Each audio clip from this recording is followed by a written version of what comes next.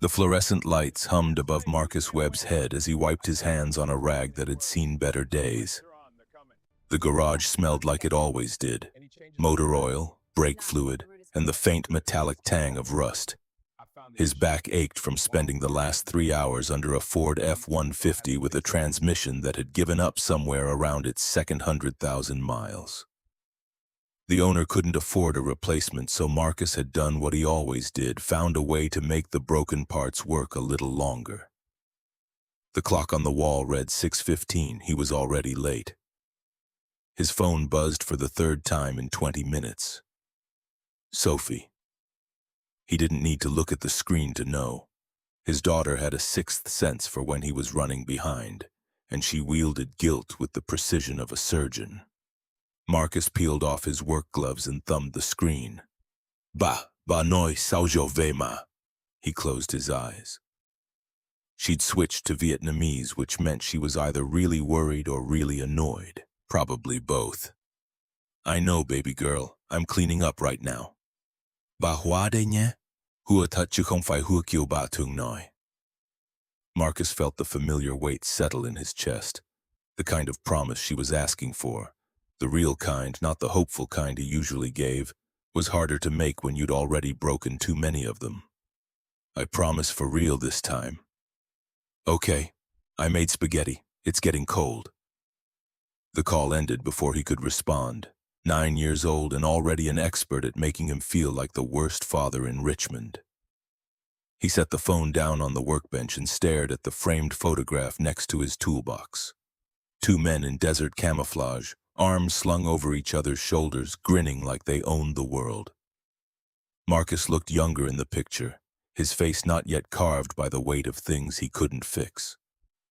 Lieutenant David Brooks stood beside him, blue eyes squinting against the Afghan sun, that easy smile that made everyone trust him, the smile he'd died with.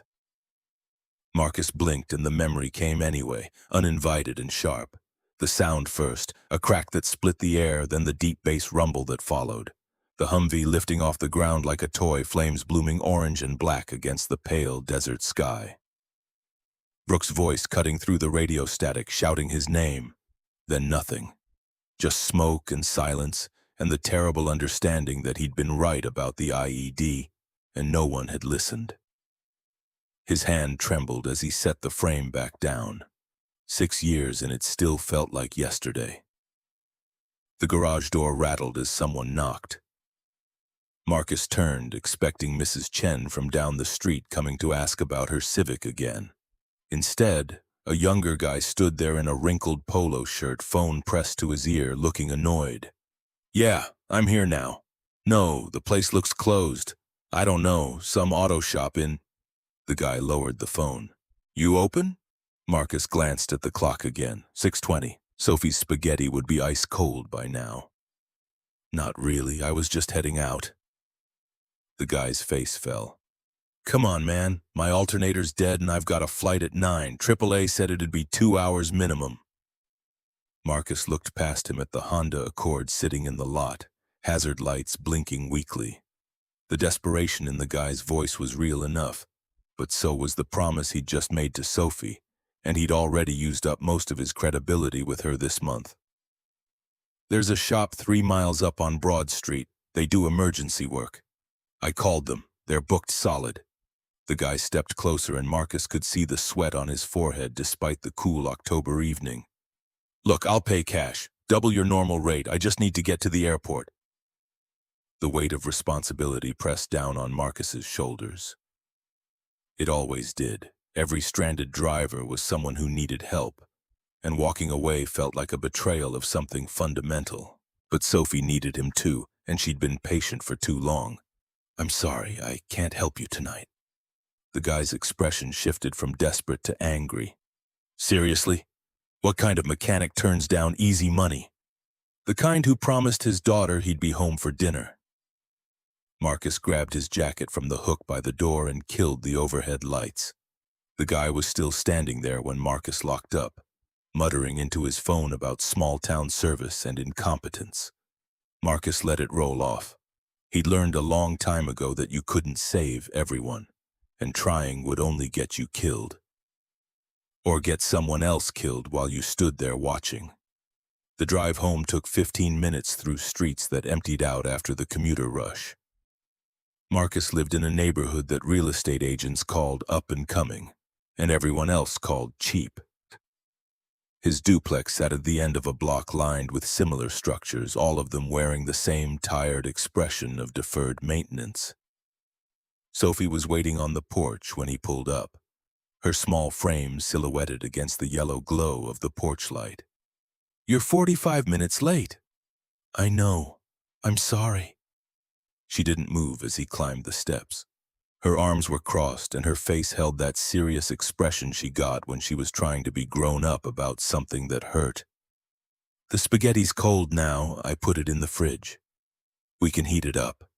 "It's not the same." She was right. It never was. Marcus reached out to touch her shoulder, but she turned and walked inside before he could. He followed her into the small living room where textbooks lay scattered across the coffee table. Fourth-grade homework. Math problems she'd probably finished hours ago while waiting for him to keep his word. "Did Mrs. Tran check on you?" "Yeah. She left at 6 when you texted you were coming home." Sophie picked up her backpack without looking at him. "I'm going to my room." "Sophie, I really am sorry. A customer came right as I was leaving." "You always have a customer. Or a car that needs one more thing. Or an emergency." She finally met his eyes, and the disappointment there cut deeper than any anger could. "You promise things and then you break them. I'm not stupid, Ba. I know what that means." The words landed like a fist to his sternum. She climbed the stairs before he could find a response, and her bedroom door closed with a gentle click that somehow felt worse than if she'd slammed it. Marcus stood in the empty living room, still wearing his grease-stained work clothes, and wondered when exactly he'd become the kind of father he'd promised himself he'd never be. His phone buzzed. A text from an unknown number. "Changed my mind about tonight, heading to Dulles instead, found another shop. You should reconsider your customer service." Marcus deleted it and pulled up his messages to Sophie. The cursor blinked at him, demanding words he didn't have. Finally, he typed, "Tomorrow I'm taking the whole day off. We'll do whatever you want, I promise, the real kind." He hit send before he could second-guess himself, then climbed the stairs and knocked softly on her door. "I mean it this time, baby girl. Tomorrow's all yours." No response.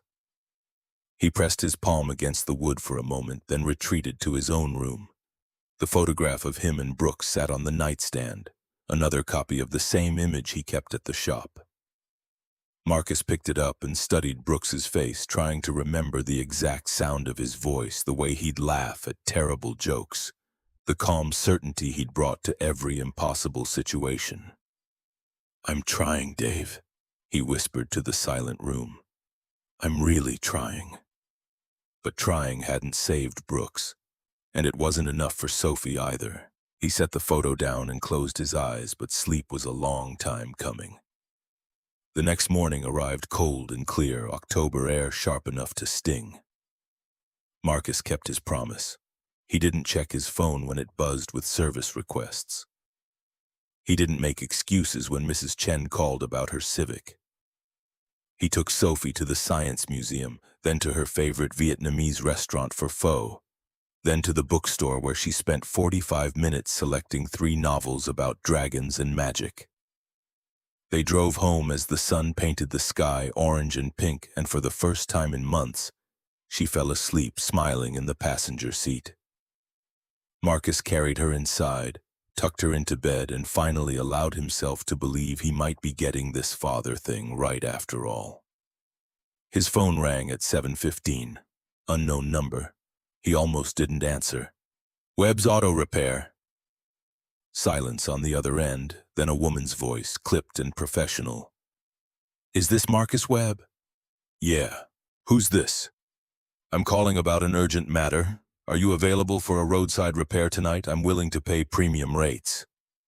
Marcus glanced towards Sophie's room. "Ma'am, I appreciate the call, but I'm off duty. There are several 24-hour services in the area. I don't want a service. I want someone discreet, someone who knows their way around high-end vehicles. A pause. I was told you used to work on military transports, specialized equipment. The hairs on the back of Marcus's neck stood up. Nobody knew about his military background unless they'd gone looking for it.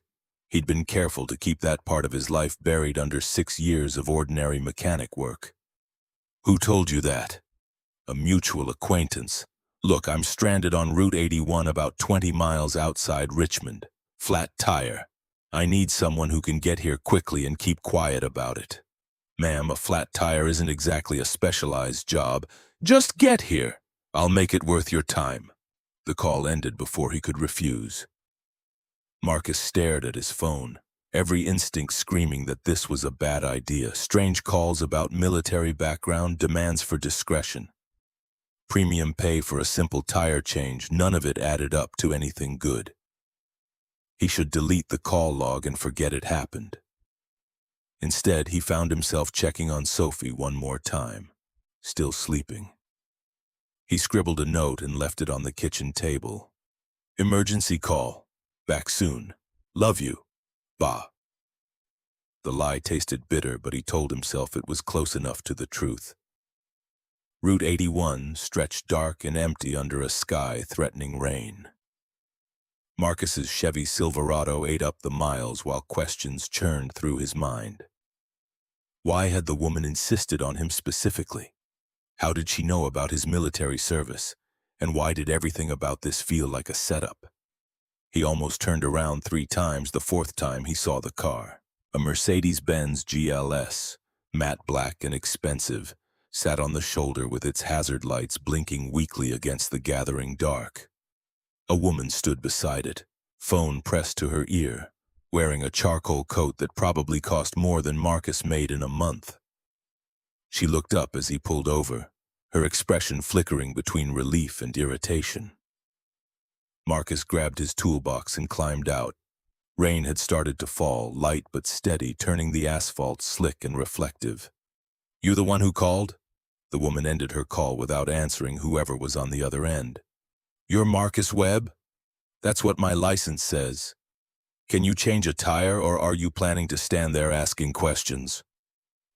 Her tone carried the sharp edge of someone used to being obeyed without question.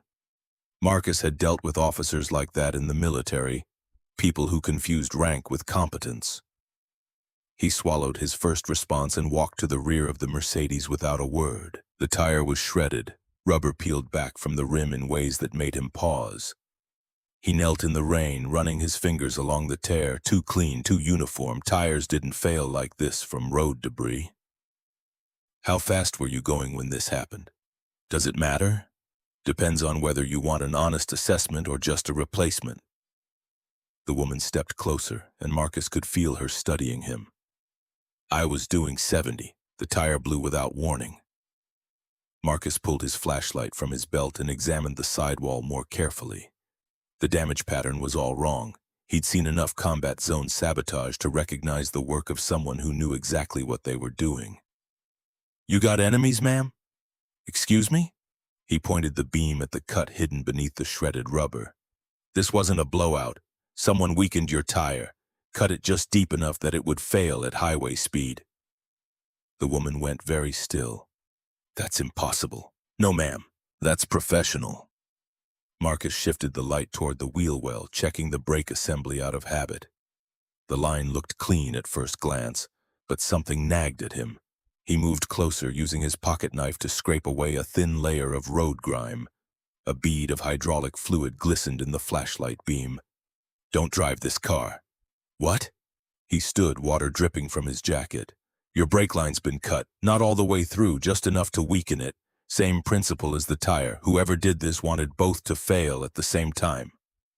The color drained from her face. You're saying someone tried to kill me? I'm saying someone set a trap, a good one. Marcus pulled out his phone. You need to call the police. The sound of engines cut him off. Heavy, multiple, approaching fast. Marcus turned as 3 black Cadillac Escalades emerged from the rain, headlights blazing. They boxed in the Mercedes from both directions, and doors flew open before the vehicles had fully stopped. 6 men in dark suits stepped out, moving with the coordinated precision of trained security. Each one had a hand near their waist where Marcus knew they'd be carrying. The lead man, white, mid-40s with the kind of weathered face that came from too many years of expecting the worst, fixed his eyes on Marcus and advanced. "Step away from the vehicle, hands where I can see them, now!" Marcus raised his hands slowly, moving back from the Mercedes. The rain fell harder now, soaking through his work clothes, but he kept his movements deliberate and unthreatening.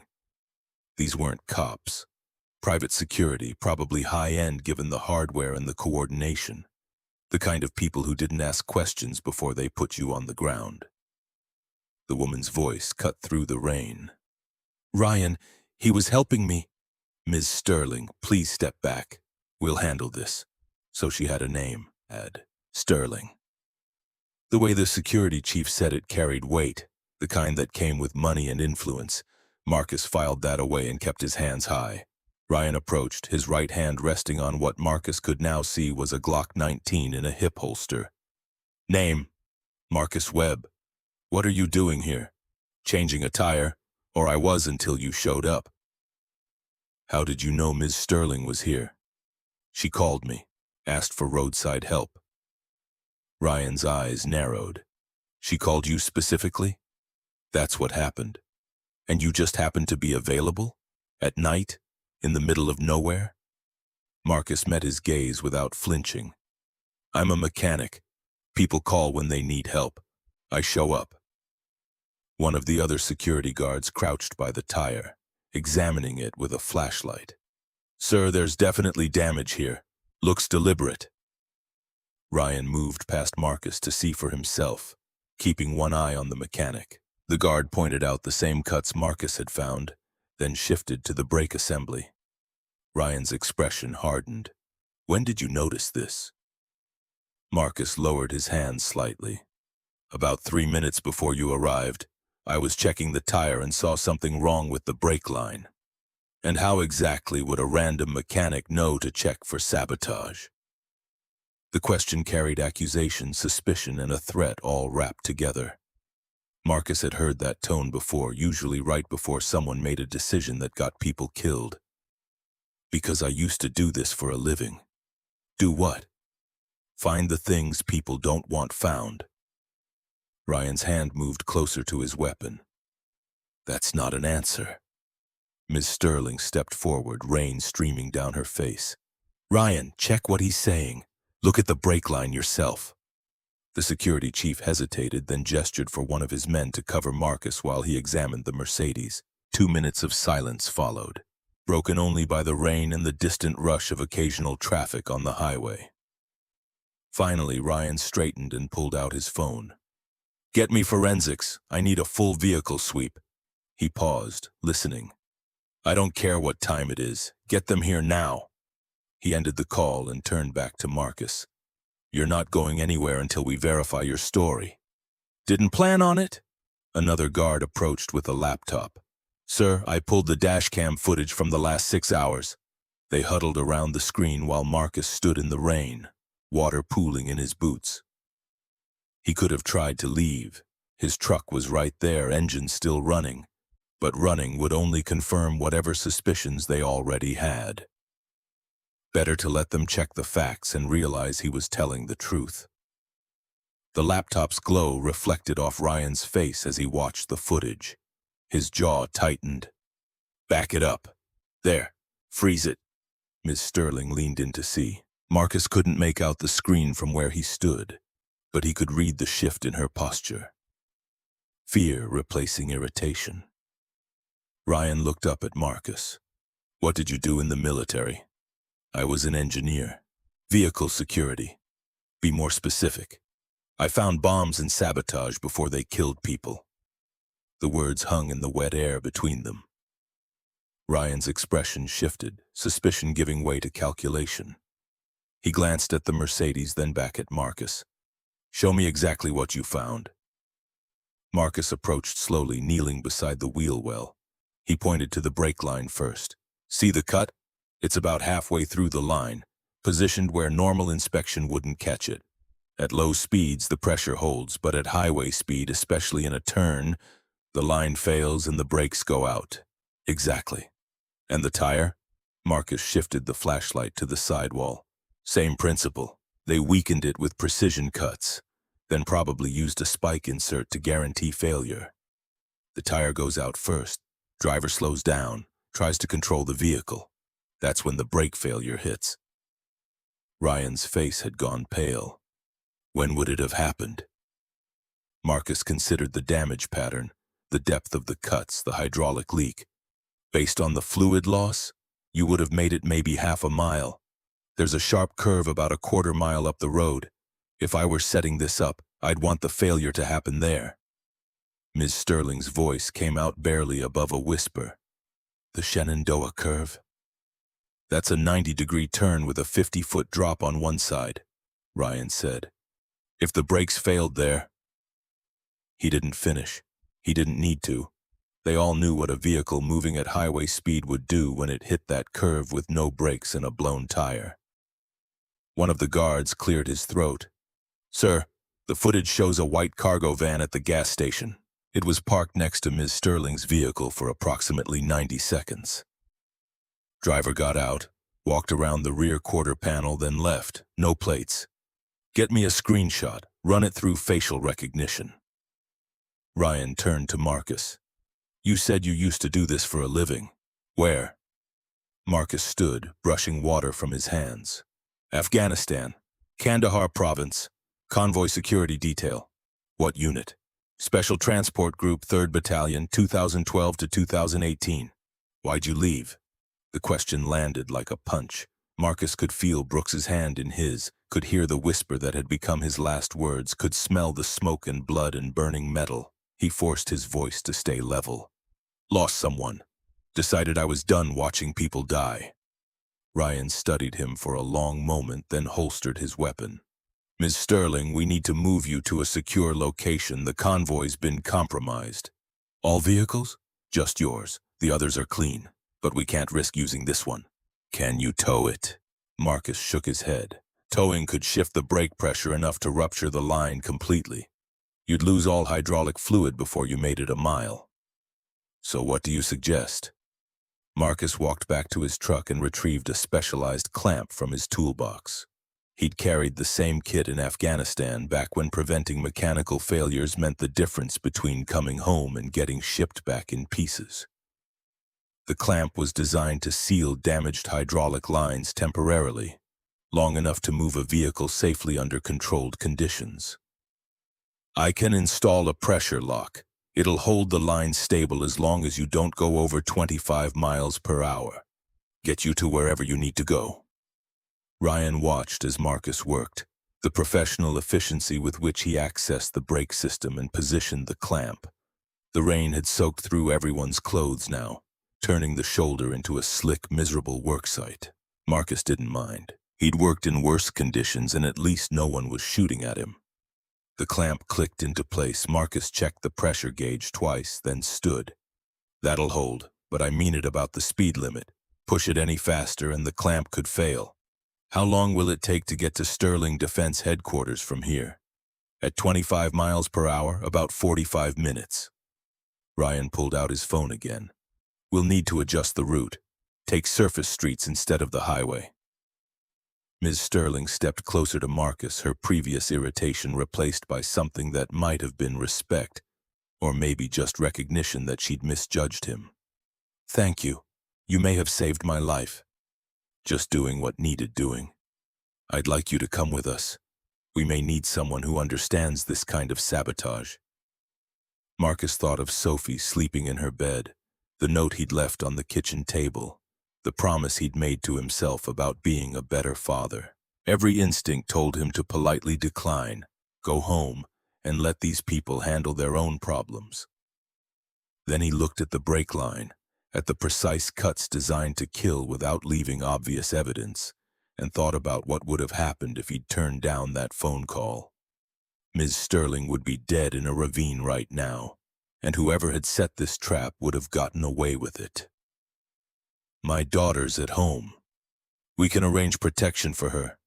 She's 9 years old. She doesn't need armed guards scaring her. She needs her father. Ryan stepped forward. Mr. Webb, whoever did this is a professional. They planned this carefully. If they know Ms. Sterling survived, they'll adapt. We need someone who can identify their next move. You've got a whole security team. Who missed this completely? Ryan interrupted. You spotted it in under 5 minutes. That tells me you've seen work like this before. Marcus wanted to argue, but the truth sat heavy in his chest. He had seen it before. Too many times. And every time he'd ignored his instincts, people had died. Brooks' voice whispered from memory. Don't let this job take them too. But the job wasn't taking anyone tonight. It was protecting someone. There was a difference. I'll come with you as far as headquarters, but then I'm going home to my daughter. Ms. Sterling nodded. Fair enough. Ryan gestured toward the lead Escalade. You'll ride with us. Your truck can follow with the support vehicle. Marcus hesitated, then handed his keys to one of the guards. He climbed into the passenger seat of the damaged Mercedes while Ryan took the wheel and Ms. Sterling settled in the back. The convoy formed up around them, 3 Escalades creating a protective shell as they pulled slowly back onto the highway. The speedometer never climbed above 25. Marcus watched the road ahead, his mind already working through scenarios. Professional sabotage meant professional planning. Someone had studied Ms. Sterling's routine, identified her vehicle, gained access to it long enough to set the trap. That took time, resources, and expertise. It also meant the job wasn't finished. How long was your car parked at that gas station? Ms. Sterling met his eyes in the rearview mirror. Maybe 10 minutes. I went inside to take a call. Who knew you'd be there? It wasn't planned. I was running late and needed coffee.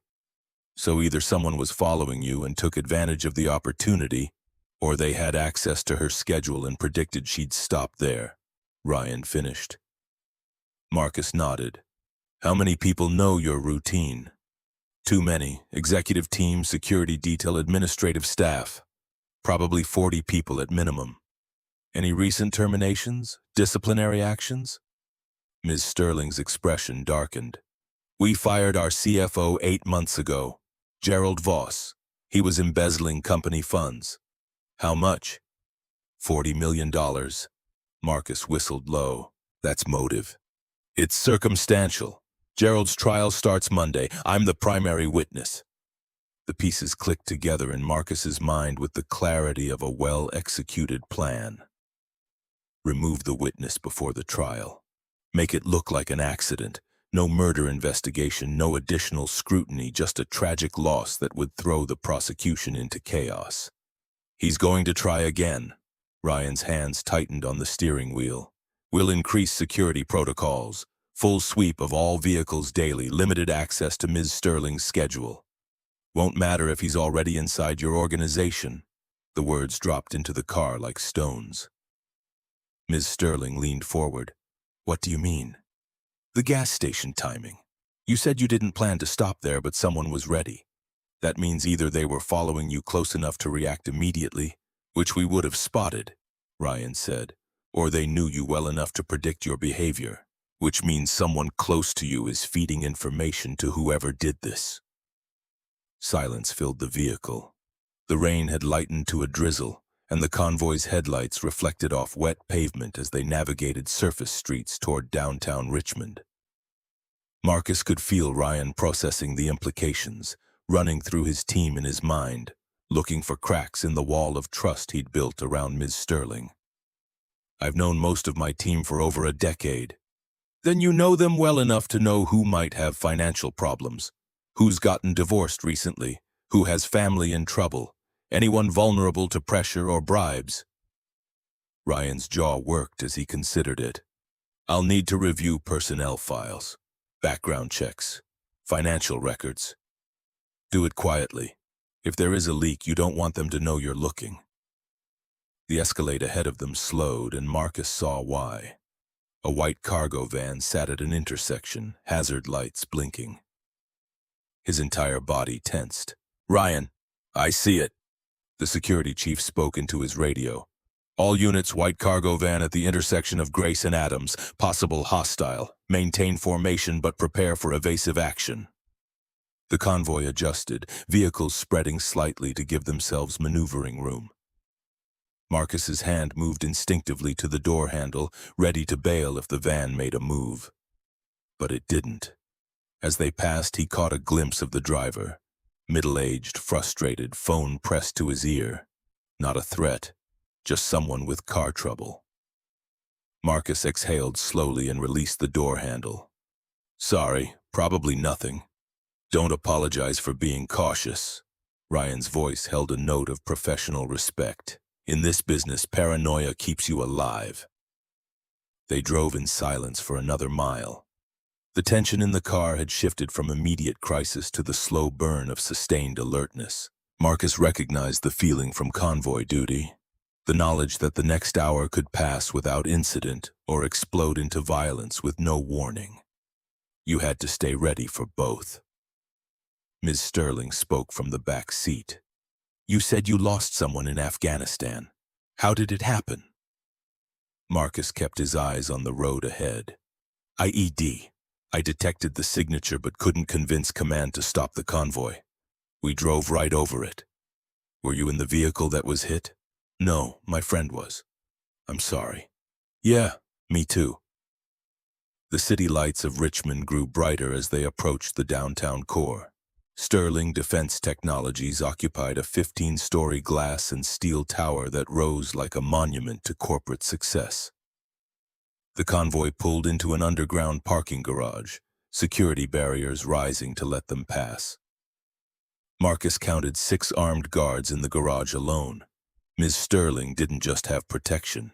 She had an entire private army. Ryan parked and turned to face Marcus. I'd like you to come upstairs, review our security protocols, tell me what I'm missing. That's not what I do anymore. You found 3 professional sabotage points in under 5 minutes. That is exactly what you do. Marcus thought about Sophie waking up to another empty house, another broken promise.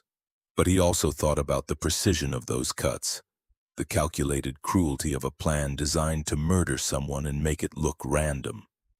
Whoever had done this wasn't going to stop just because the first attempt failed. 2 hours, then I'm going home. Deal. They rode the elevator to the 12th floor in silence.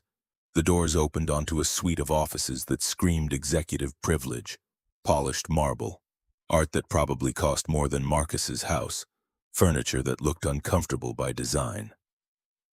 Ms. Sterling led them to a conference room with floor-to-ceiling windows overlooking the James River.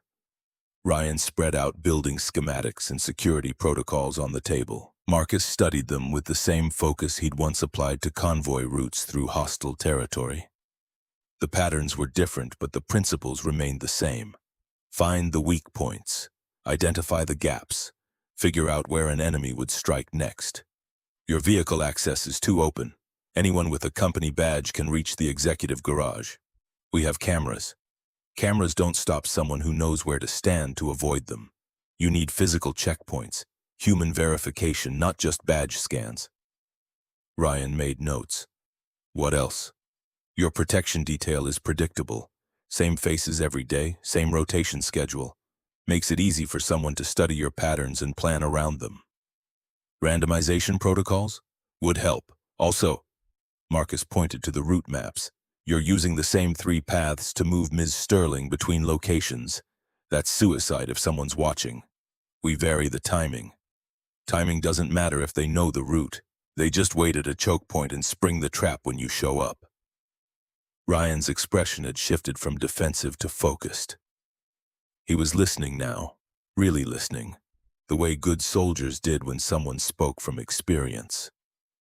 Ms. Sterling poured coffee from a carafe and handed Marcus a cup. You're very good at this. I used to be. Why did you really leave the military?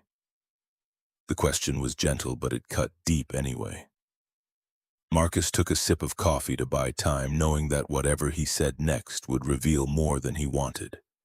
Because I was right and my commanding officer was wrong and my best friend died because of it. After that, I couldn't. He stopped. the words catching in his throat. I couldn't keep doing a job where being right didn't matter if the people in charge didn't listen. Understanding flickered in Ms. Sterling's eyes. So you became a mechanic. I fix things that are broken, simple problems with simple solutions, no politics, no chain of command telling me to ignore what I can see with my own eyes. And tonight?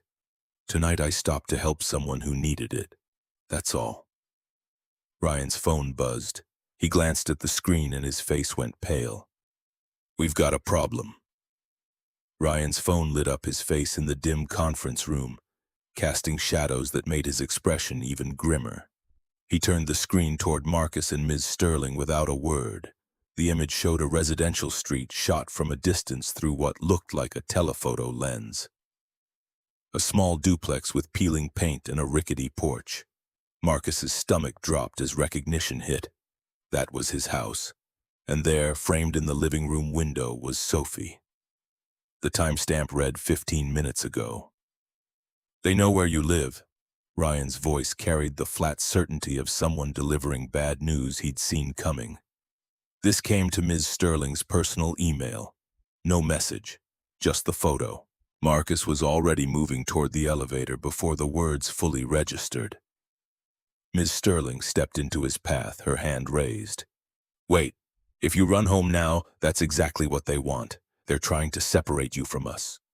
My daughter is in that house, and she's safer there than she would be if you lead whoever's watching straight to her. The authority in her voice stopped him mid-stride. Let us handle this properly. Ryan can send a team. I don't want your team scaring a 9-year-old girl in the middle of the night. Would you rather someone else gets to her first? The logic was sound, and Marcus hated it. Every instinct screamed at him to get in his truck and drive, to put himself between Sophie and whatever threat was circling. But rushing in blind was how people died. How Brooks had died because Marcus hadn't been able to make anyone listen when he'd known something was wrong. Ryan was already on his phone, barking orders in the clipped shorthand of military-trained security. Team 2, I need immediate deployment to 1847 West Hampton Avenue. Surveillance only, no contact. Subject is a 9-year-old female civilian, possible hostile observation in the area. Get eyes on her now and keep them there. He ended the call and looked at Marcus. They'll be there in 8 minutes. Former Secret Service, both of them. They'll watch your daughter without her knowing they're there. And if whoever took that photo is still watching, then they'll see us coming and run, which tells us they're operating with limited resources. Professional sabotage on the vehicle, but only enough manpower for observation. That's useful information. Marcus forced himself to think past the rage building in his chest. Ryan was right. The threat had revealed itself, which meant it could be countered. But the calculation felt hollow when it was Sophie's face in that window. Miss Sterling's phone buzzed. She glanced at it and her entire body went rigid. It's him. Who? Gerald Voss. She held up the screen, showing a blocked number and a simple text message. Heard you had some car trouble tonight, Catherine. Such a dangerous road. Shame about all those curves. The words were casual, almost friendly. The threat underneath was crystalline. Ryan moved to trace the call, but Ms. Sterling was already dialing back. The phone rang 4 times before connecting. A man's voice filled the speaker, smooth and cultured, with an edge that suggested old money and older grudges. Catherine, still alive, I see. What do you want, Gerald? Just checking on an old colleague, making sure you're taking care of yourself. You work too hard, you know. All those late nights, all that stress, it catches up with a person. Marcus watched Ms. Sterling's face harden into something cold and dangerous. Whatever relationship she'd once had with this man had curdled into something toxic. If you think threatening me will stop Monday's testimony, you're more deluded than I thought. Threatening? Catherine, I'm concerned.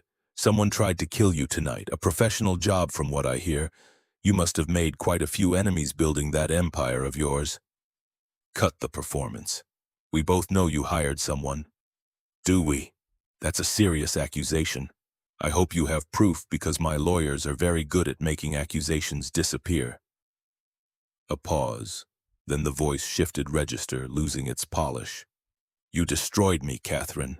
Took everything I built over 20 years and threw it away like garbage. Did you think I'd just accept that? Go quietly to prison while you stood there judging me? You stole $40 million from a company that trusted you. I earned that money, every dollar of it. You just couldn't see past your precious rules and regulations to understand how business actually works. I understand perfectly. You're a thief and a coward, and Monday morning I'm going to make sure everyone else understands it too. The laugh that came through the speaker held no humor. You're assuming you'll make it to Monday. That's optimistic given your recent luck with vehicles, but I suppose your new friend might help with that. Marcus felt ice slide down his spine. Gerald knew about him, which meant whoever had taken that photo of Sophie had reported back already. Leave him out of this. Why would I? He's part of this now. Him and that sweet little girl of his. What was her name again? Papers rustled on Gerald's end. Sophie, 9 years old, 4th grade at Westover Hills Elementary. Takes the bus home every day at 3:15, very punctual child. The rage that had been simmering in Marcus's chest ignited into something white-hot and focused. He grabbed the phone from Ms. Sterling's hand. You threaten my daughter again, and I'll make sure you never see the inside of a courtroom.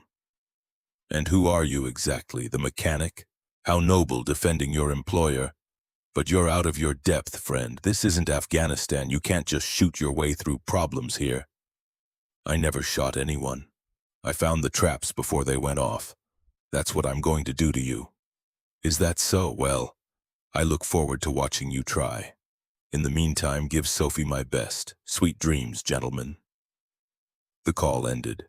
Marcus stood there, phone gripped so tightly his knuckles had gone white, breathing hard through his nose. Ryan carefully extracted the device from his hand. We can trace that. He knows you will. He doesn't care. Marcus turned to Ms. Sterling. This isn't about stopping your testimony anymore. This is personal. He wants you to know he's coming. Then we increase protection. Move Catherine to a safe house. Assign round-the-clock security to your daughter. No. The word came out harder than Marcus intended. Sophie doesn't get dragged into this. I'll handle my family's safety. Ms. Sterling stepped closer, and for the first time since they'd met, he saw past the executive armor to something raw underneath. Fear, yes, but also guilt. Gerald's right. You are out of your depth. This man has resources, connections. He can hurt you and your daughter in ways you can't prevent alone. Then tell me what I'm dealing with. Who is Gerald Voss, really? She walked to the window, staring out at the city lights scattered across the James River Valley. When she spoke, her voice carried the weight of old mistakes. Gerald was my CFO for 18 years. I trusted him completely. He had access to everything: finances, contracts, strategic planning. We built Sterling Defense together from a small consulting firm into a major defense contractor, 200 employees, $750 million in annual revenue. What happened? I got comfortable, stopped checking the books as carefully. Delegated too much authority. By the time our auditors caught the discrepancies, he'd moved $40 million through shell companies. Investments that didn't exist, contracts that were never signed. He was bleeding the company dry, and I was too focused on growth to notice. Ryan added the next part. When we confronted him, he tried to frame Catherine. Said she'd authorized the transfers, had forged signatures, falsified board minutes, created an entire paper trail pointing at her. But you proved he was lying. Eventually. It took 6 months and cost us $3 million in legal fees. The publicity nearly destroyed the company. We lost contracts, key employees left, our stock dropped 40%. Ms. Sterling turned back to face them. And through it all, Gerald sat in his lawyer's office smiling. Because even if he went to prison, he'd already won. He'd hurt me, damaged my reputation, taken something I'd built and poisoned it. So this isn't just about avoiding prison. No, this is about revenge. Gerald wants me to suffer the way he thinks he suffered. Losing my company would be a start. Losing my life would be better, and making sure I know it's coming. That's the point. He wants me afraid. Marcus thought about the precision of those cuts on the brake line, the calculated timing of the tire failure, the way Gerald had casually mentioned Sophie's name. This wasn't someone acting out of desperation. This was methodology, planning, control. People who plan something this carefully don't stop at one attempt. I know. And they don't do it alone. Someone installed those devices on your car. Someone took that photo of my house. Gerald's in custody. Actually, he's not. Ryan pulled up a file on his tablet. Posted bail 6 months ago, $2 million. He's been free this whole time, wearing an ankle monitor. House arrest at his estate in Henrico County. So he has access to phones, computers, visitors, everything he needs to coordinate an operation. The ankle monitor limits his physical movement, but not his ability to communicate. Marcus paced the length of the conference room, his mind working through scenarios. Professional sabotage meant professional help. Gerald wouldn't risk hiring random criminals for this. He'd want someone with military or intelligence training, someone who could plan and execute without leaving evidence. The mechanic. Ryan looked up sharply. What? That's what Gerald called him on the phone, not by name, just the mechanic, like it's a title. Could be a code name or an inside joke. Or it's what he actually does, takes apart problems piece by piece until they stop working. Marcus stopped at the window, looking out at the same view Ms. Sterling had studied moments before. I've heard of contractors like that, specialists who make things look like accidents. They're expensive and they're careful, the kind of people who don't leave witnesses. So we're dealing with at least 2 threats. Gerald coordinating from house arrest and this mechanic doing the actual work. Probably more than 2. You don't set up something this elaborate with just one field operative. The mechanic would need support, surveillance, logistics. At minimum, we're looking at a 3-person team.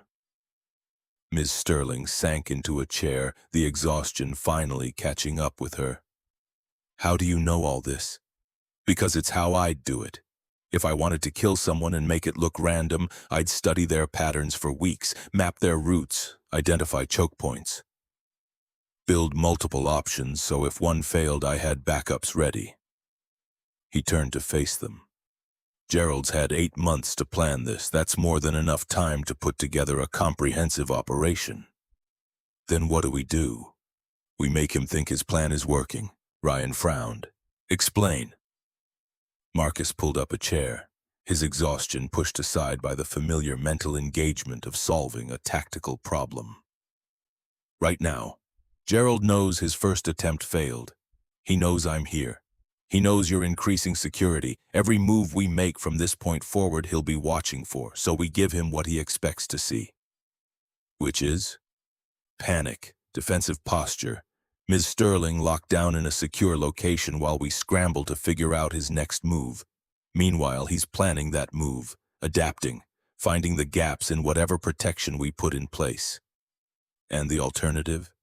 We stop reacting and start hunting. Feed him false information through the leak in your organization. Make him commit to a plan we control, then we take him apart.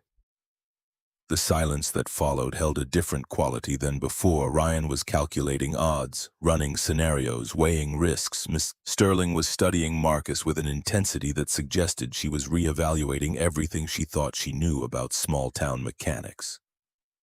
Finally, Ryan spoke. You're talking about using Catherine as bait. I'm talking about taking control of the situation instead of letting Gerald dictate terms, but yeah, that's part of it.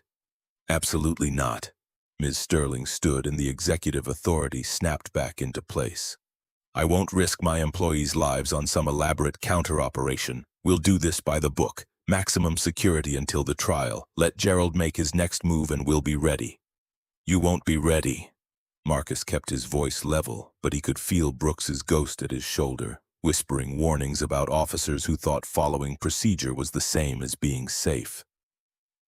Gerald's already inside your security. He knows your protocols. He'll find the gaps because someone on your team will tell him where they are. Then we'll find the leak.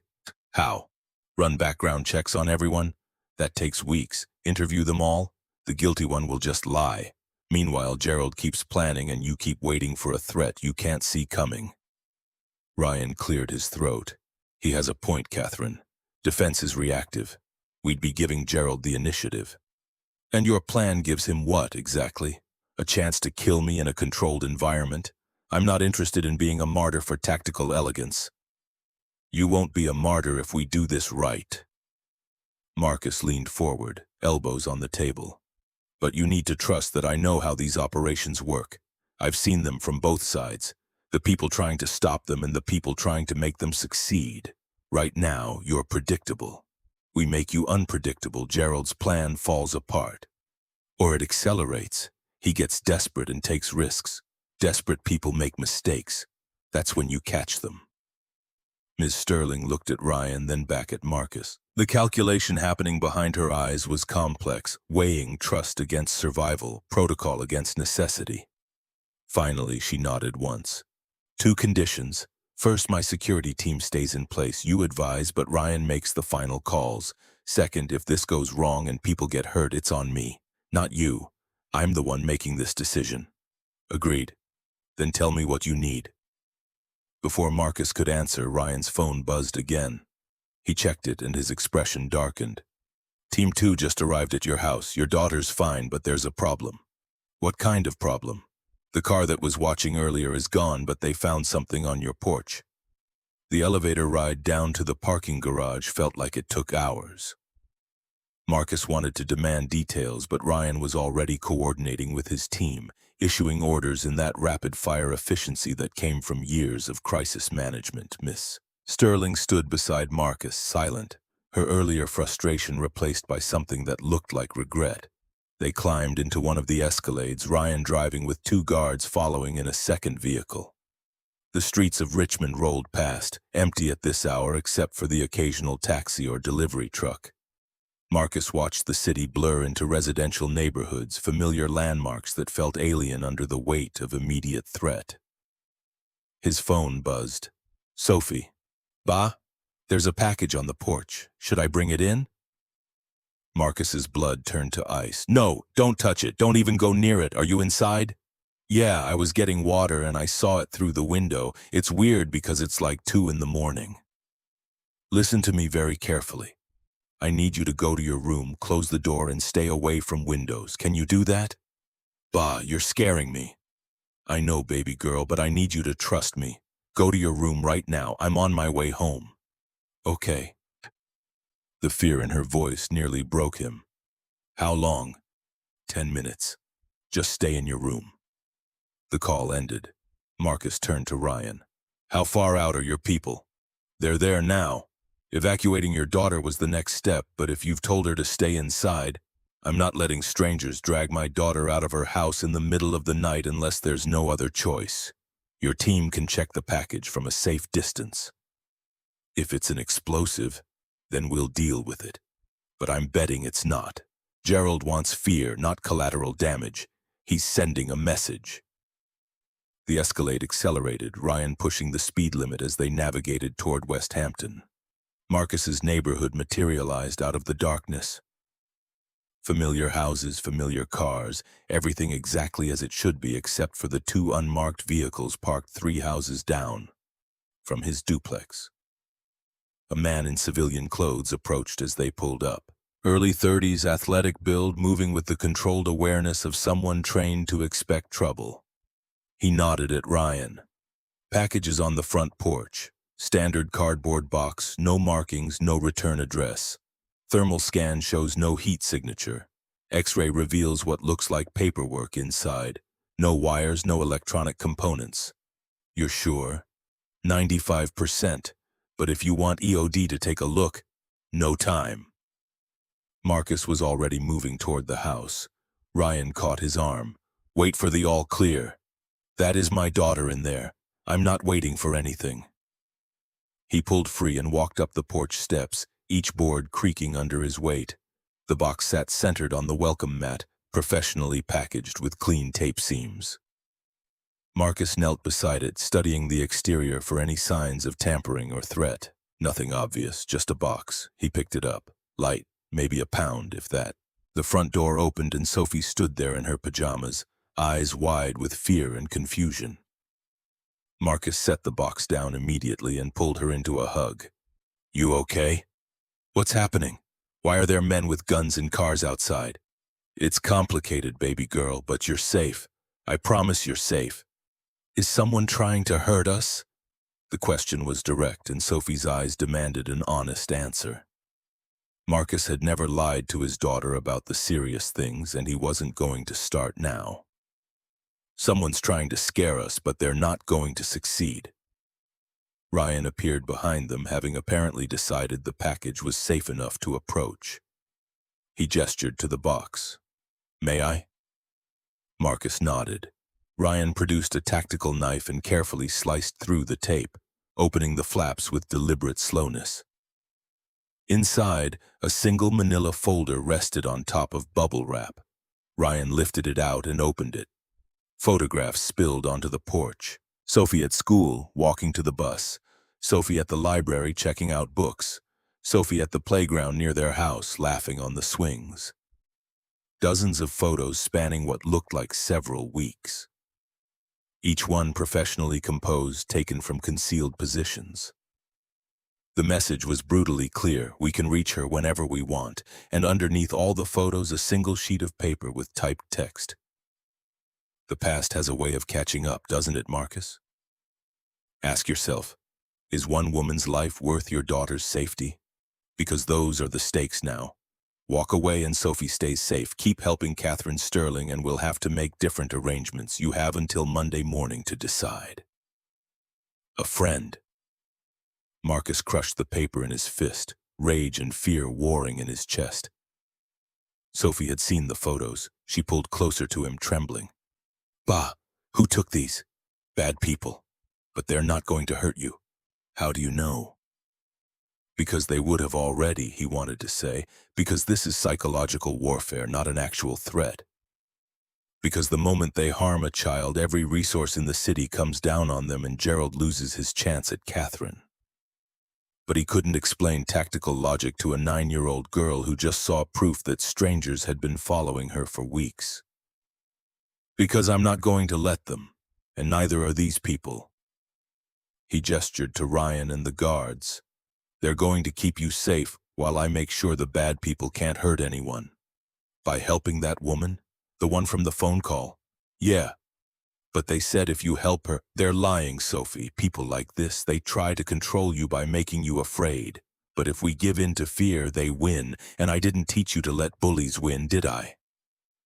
She shook her head, some of the terror in her eyes hardening into something more like determination. That was his daughter, scared, yes, but not broken. Never broken. Ms. Sterling's voice came from behind them. "I'm so sorry. This is my fault. I should never have involved you." Marcus turned to find her standing at the base of the porch steps, her professional composure cracked by what looked like genuine guilt. He stood, keeping Sophie close. "This isn't about you involving me. This is about Gerald trying to use my daughter as leverage. That's a line you don't cross." "Then let us protect her. Full security detail, safe house, everything." Sophie pulled on Marcus's sleeve. "Bah, I don't want to leave. This is our home." "I know, baby girl, but sometimes we have to do things we don't want to do to stay safe. You said bullies don't get to win. They don't, but being smart isn't the same as giving up." Ryan stepped forward. "We have a secure apartment downtown, 2 bedrooms, full kitchen, guard rotation outside the door, but she'd have privacy inside. We can arrange for her schoolwork to be sent over. Keep her routine as normal as possible." Marcus looked down at Sophie, seeing Brooks in her expression.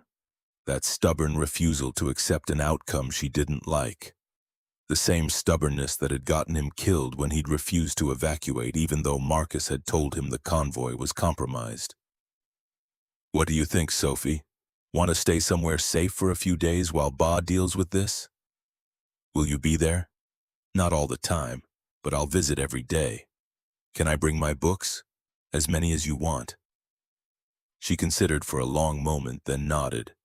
"Okay, but you have to promise you'll come back. Real promise, not fake promise." "I promise." Real promise. 20 minutes later, Sophie was packed and sitting in one of the Escalades, clutching a backpack full of novels and her favorite stuffed rabbit. Marcus leaned through the window. Remember the rules? Stay inside unless the guards say it's okay. Don't talk to strangers. Call you if anything feels wrong. Good girl, I'll see you tomorrow morning. Ba, are you really going to stop the bad people? He thought about Gerald's voice on that phone call, the casual cruelty of threatening a child, thought about the precision of those cuts on the brake line, designed to kill without leaving evidence, thought about Brooks dying in the desert while Marcus screamed for someone, anyone, to listen. Yeah, I'm going to stop them. The Escalade pulled away, carrying Sophie towards safety and leaving Marcus standing in the street with Ryan and Ms. Sterling. The adrenaline that had sustained him through the last few hours was starting to fade, leaving exhaustion and something harder to name. Purpose, maybe, or just old anger finding a new target. Ryan's phone buzzed yet again. He checked it and swore quietly. What now? Forensics finished the sweep on your vehicle. Found something interesting in the security footage from the gas station. He pulled up a video file and turned the screen so they could both see. Grainy surveillance footage showed Ms. Sterling's Mercedes parked at a pump. A white cargo van pulled up alongside it, blocking the view from most angles. A man in coveralls stepped out, walked around to the rear of the Mercedes, spent exactly 90 seconds out of frame, then returned to his van and drove away. Can we get a clear shot of his face? Already tried. He kept his head down, wore a baseball cap, but watch this. Ryan scrubbed forward to where the van was pulling out. For just a moment, the angle shifted and the driver's profile became visible. Ryan zoomed in, enhancing the image until features resolved. Marcus felt recognition slam into him like a physical blow. I know him. Both Ryan and Ms. Sterling turned to stare. You know the mechanic? Not by that name, but I know his face. Marcus's mind raced backward through years of convoy duty, mission briefings, intelligence reports. Afghanistan, 2017. There was a contractor working explosive disposal, American guy, former Army EOD. He got discharged for selling sensitive information to local insurgents. Last I heard, he disappeared into the private sector. You're sure it's the same person? 90%. He's older now, different beard, but the bone structure's the same. And it makes sense. Someone with EOD training would know exactly how to sabotage a vehicle to make it look like mechanical failure. Ryan was already typing into his phone. Give me everything you remember, name, unit, any identifying details. Thomas Lang, Sergeant First Class, 52nd Ordnance Disposal. Got caught selling IED schematics to contractors who were then selling them to insurgents. The Army prosecuted him for treason, but the case fell apart on a technicality.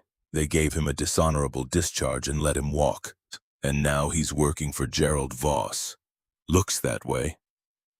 Ms. Sterling pulled up a database on her tablet, running searches through military personnel records. Here, Thomas Lang, age 32. Last known address in Maryland 3 years ago. No current residence on file. Multiple complaints filed with the Better Business Bureau for a security consulting firm that went bankrupt. Suspected in 2 insurance fraud cases but never charged. So he went from military disposal expert to criminal contractor. It's not uncommon. The skills transfer easily and the pay's better. Ryan forwarded the information to his team. If we can confirm Lang is the mechanic, we can track him. Find out where he's staying, who he's working with, build a case. Gerald will have insulated himself. Lang won't have direct contact with him. Then we follow the money. Someone's paying Lang and that trail leads somewhere. Marcus looked back at his house, dark now, empty. The porch light casting long shadows across the yard. 24 hours ago, his biggest concern had been making it home in time for dinner. Now his daughter was in protective custody and he was hunting a professional killer with ties to his past. Brooks' voice echoed in his memory. You can't save everyone, Marcus, but you can save the ones in front of you. Sophie was safe. That was what mattered. Everything else was just tactics. What's the plan? Ryan closed his phone.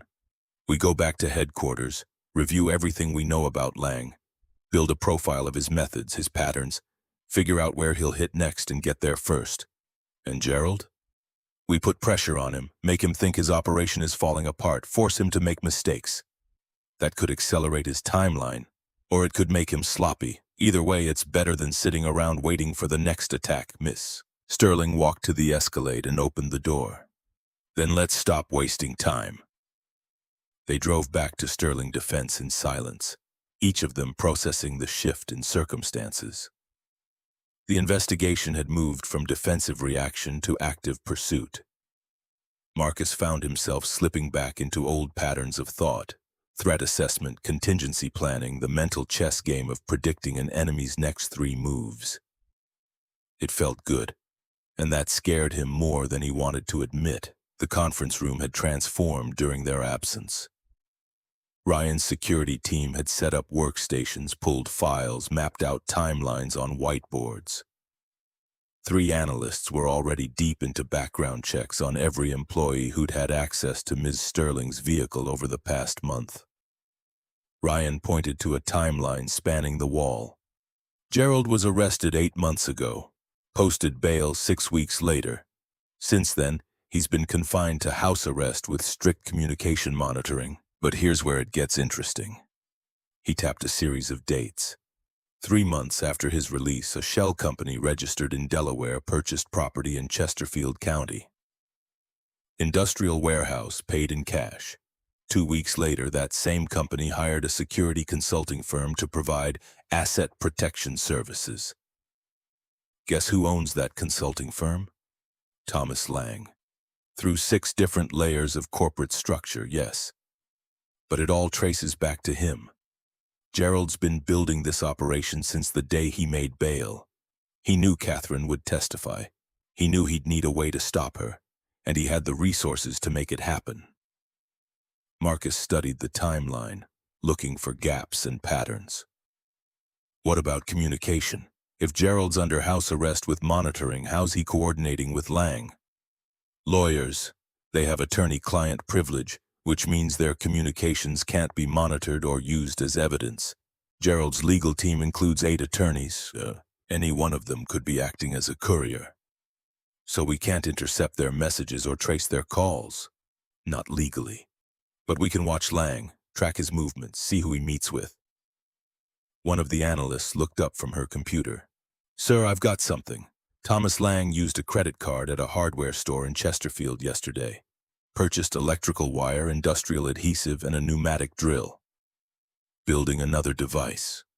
Looks that way, and the hardware store has security cameras. I'm pulling the footage now. The video appeared on the main screen, Lang walking through aisles, selecting items with the casual confidence of someone who knew exactly what he needed.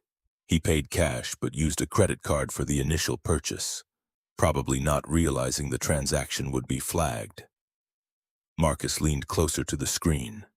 Freeze it there. The image stopped on Lang loading his purchases into a van.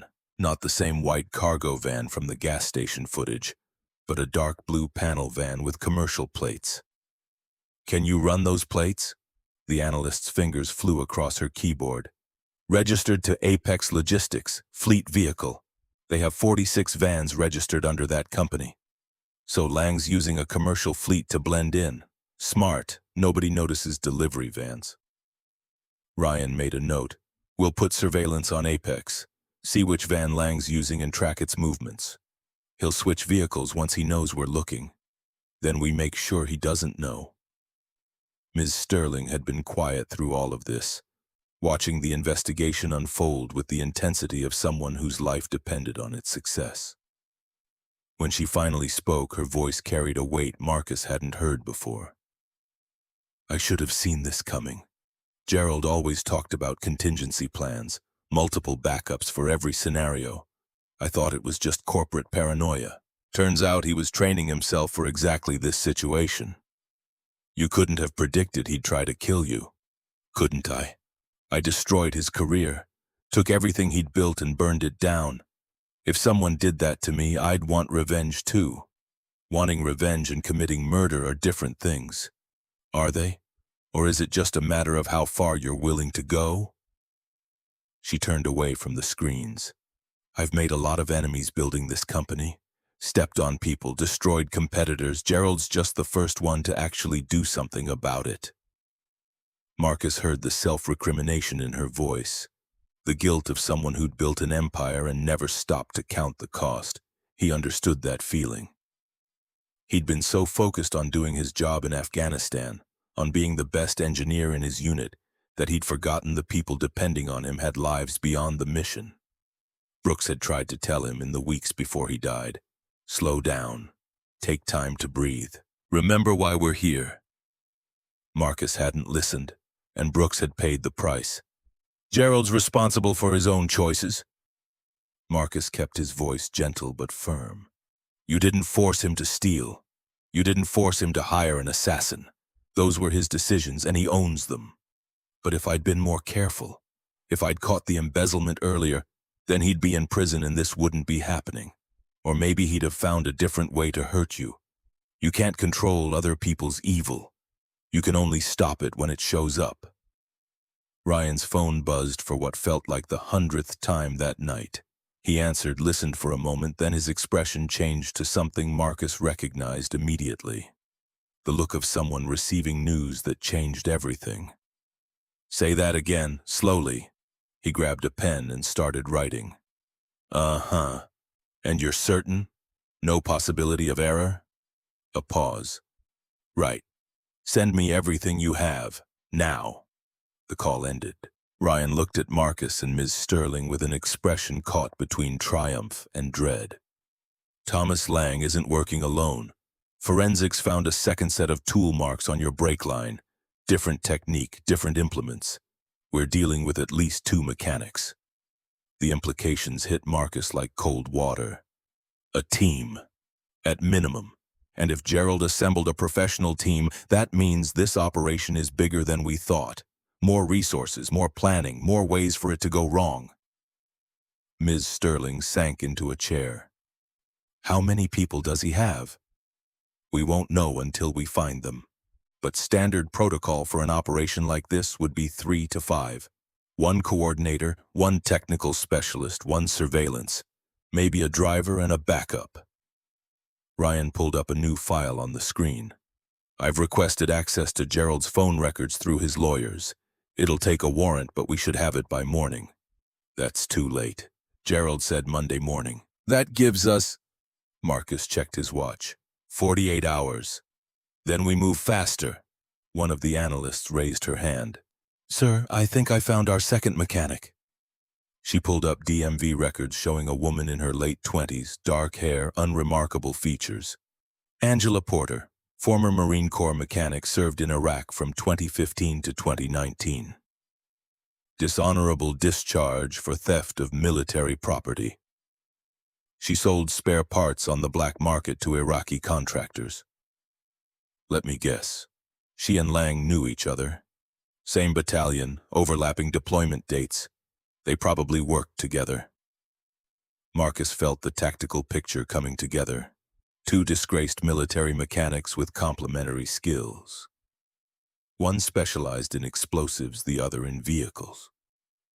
Both dishonorably discharged, both bitter about it, both willing to sell their expertise to the highest bidder.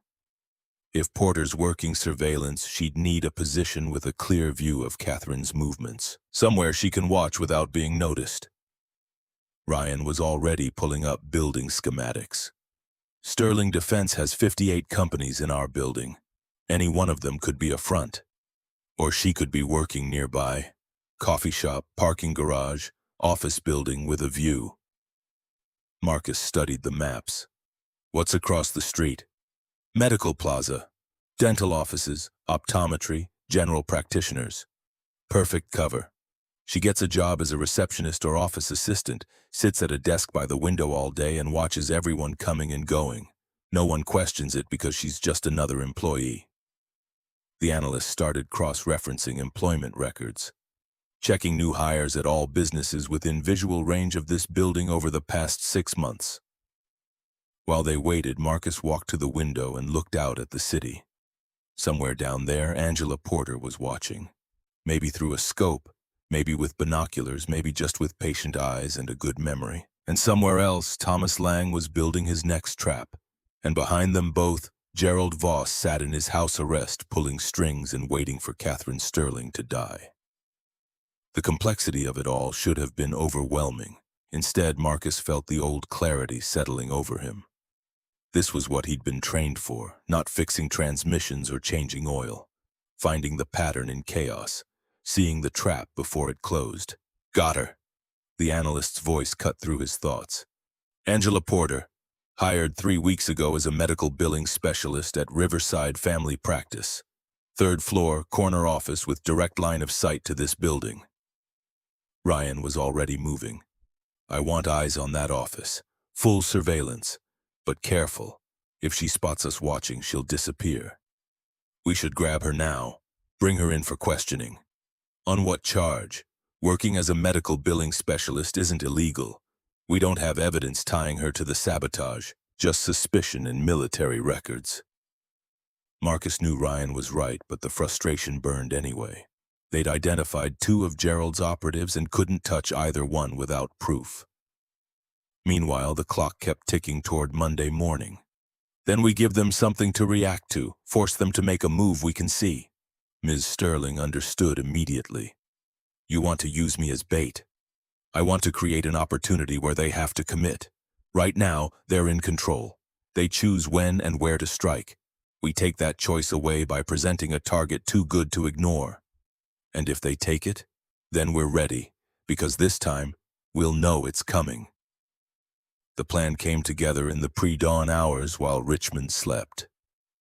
Marcus stood at the whiteboard, marker in hand, sketching out routes and timelines while Ryan's team fed him intelligence updates. Ms. Sterling had retreated to her office to make calls, coordinating Monday's court appearance while simultaneously preparing for the possibility she might not live to see it.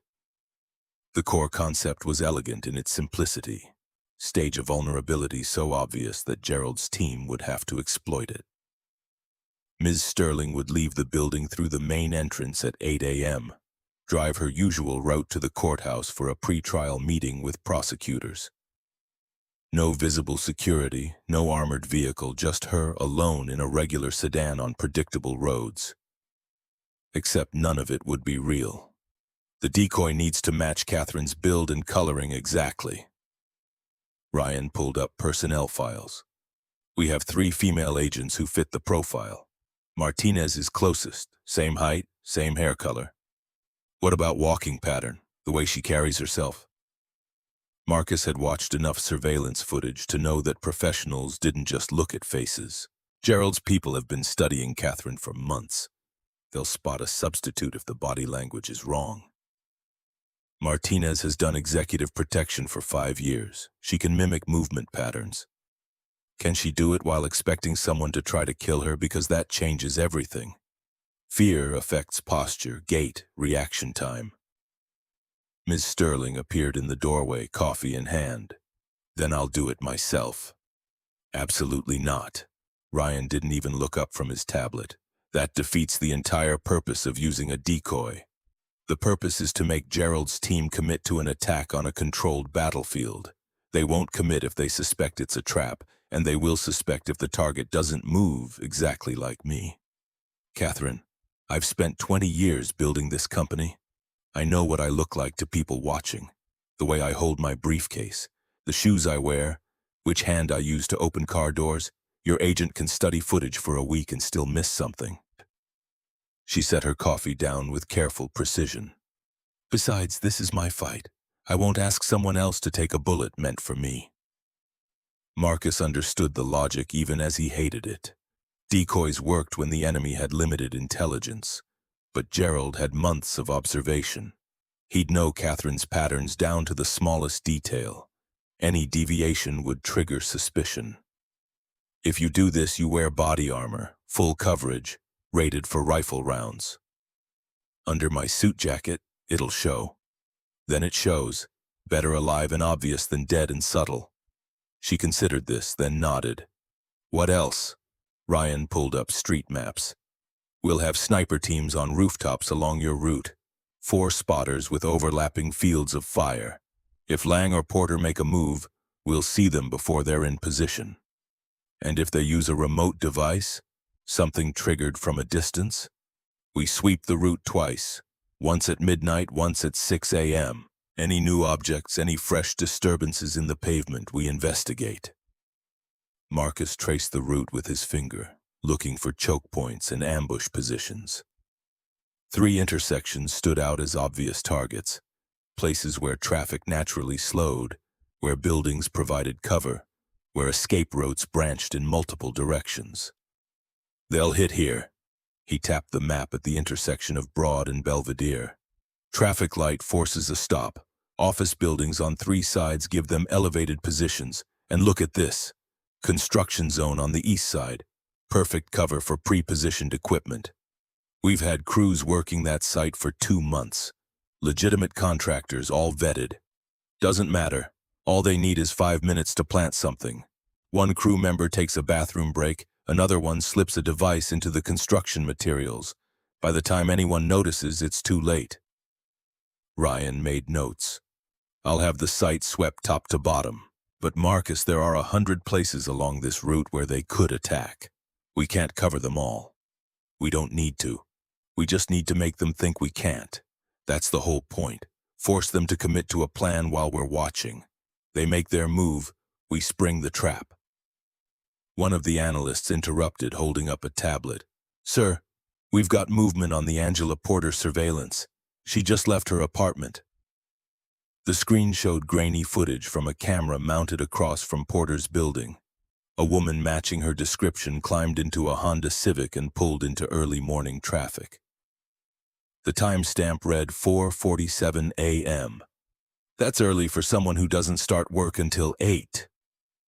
Ryan activated tracking protocols. Where's she heading? They watched the feed as Porter drove through empty streets, taking a route that seemed random until Marcus recognized the pattern.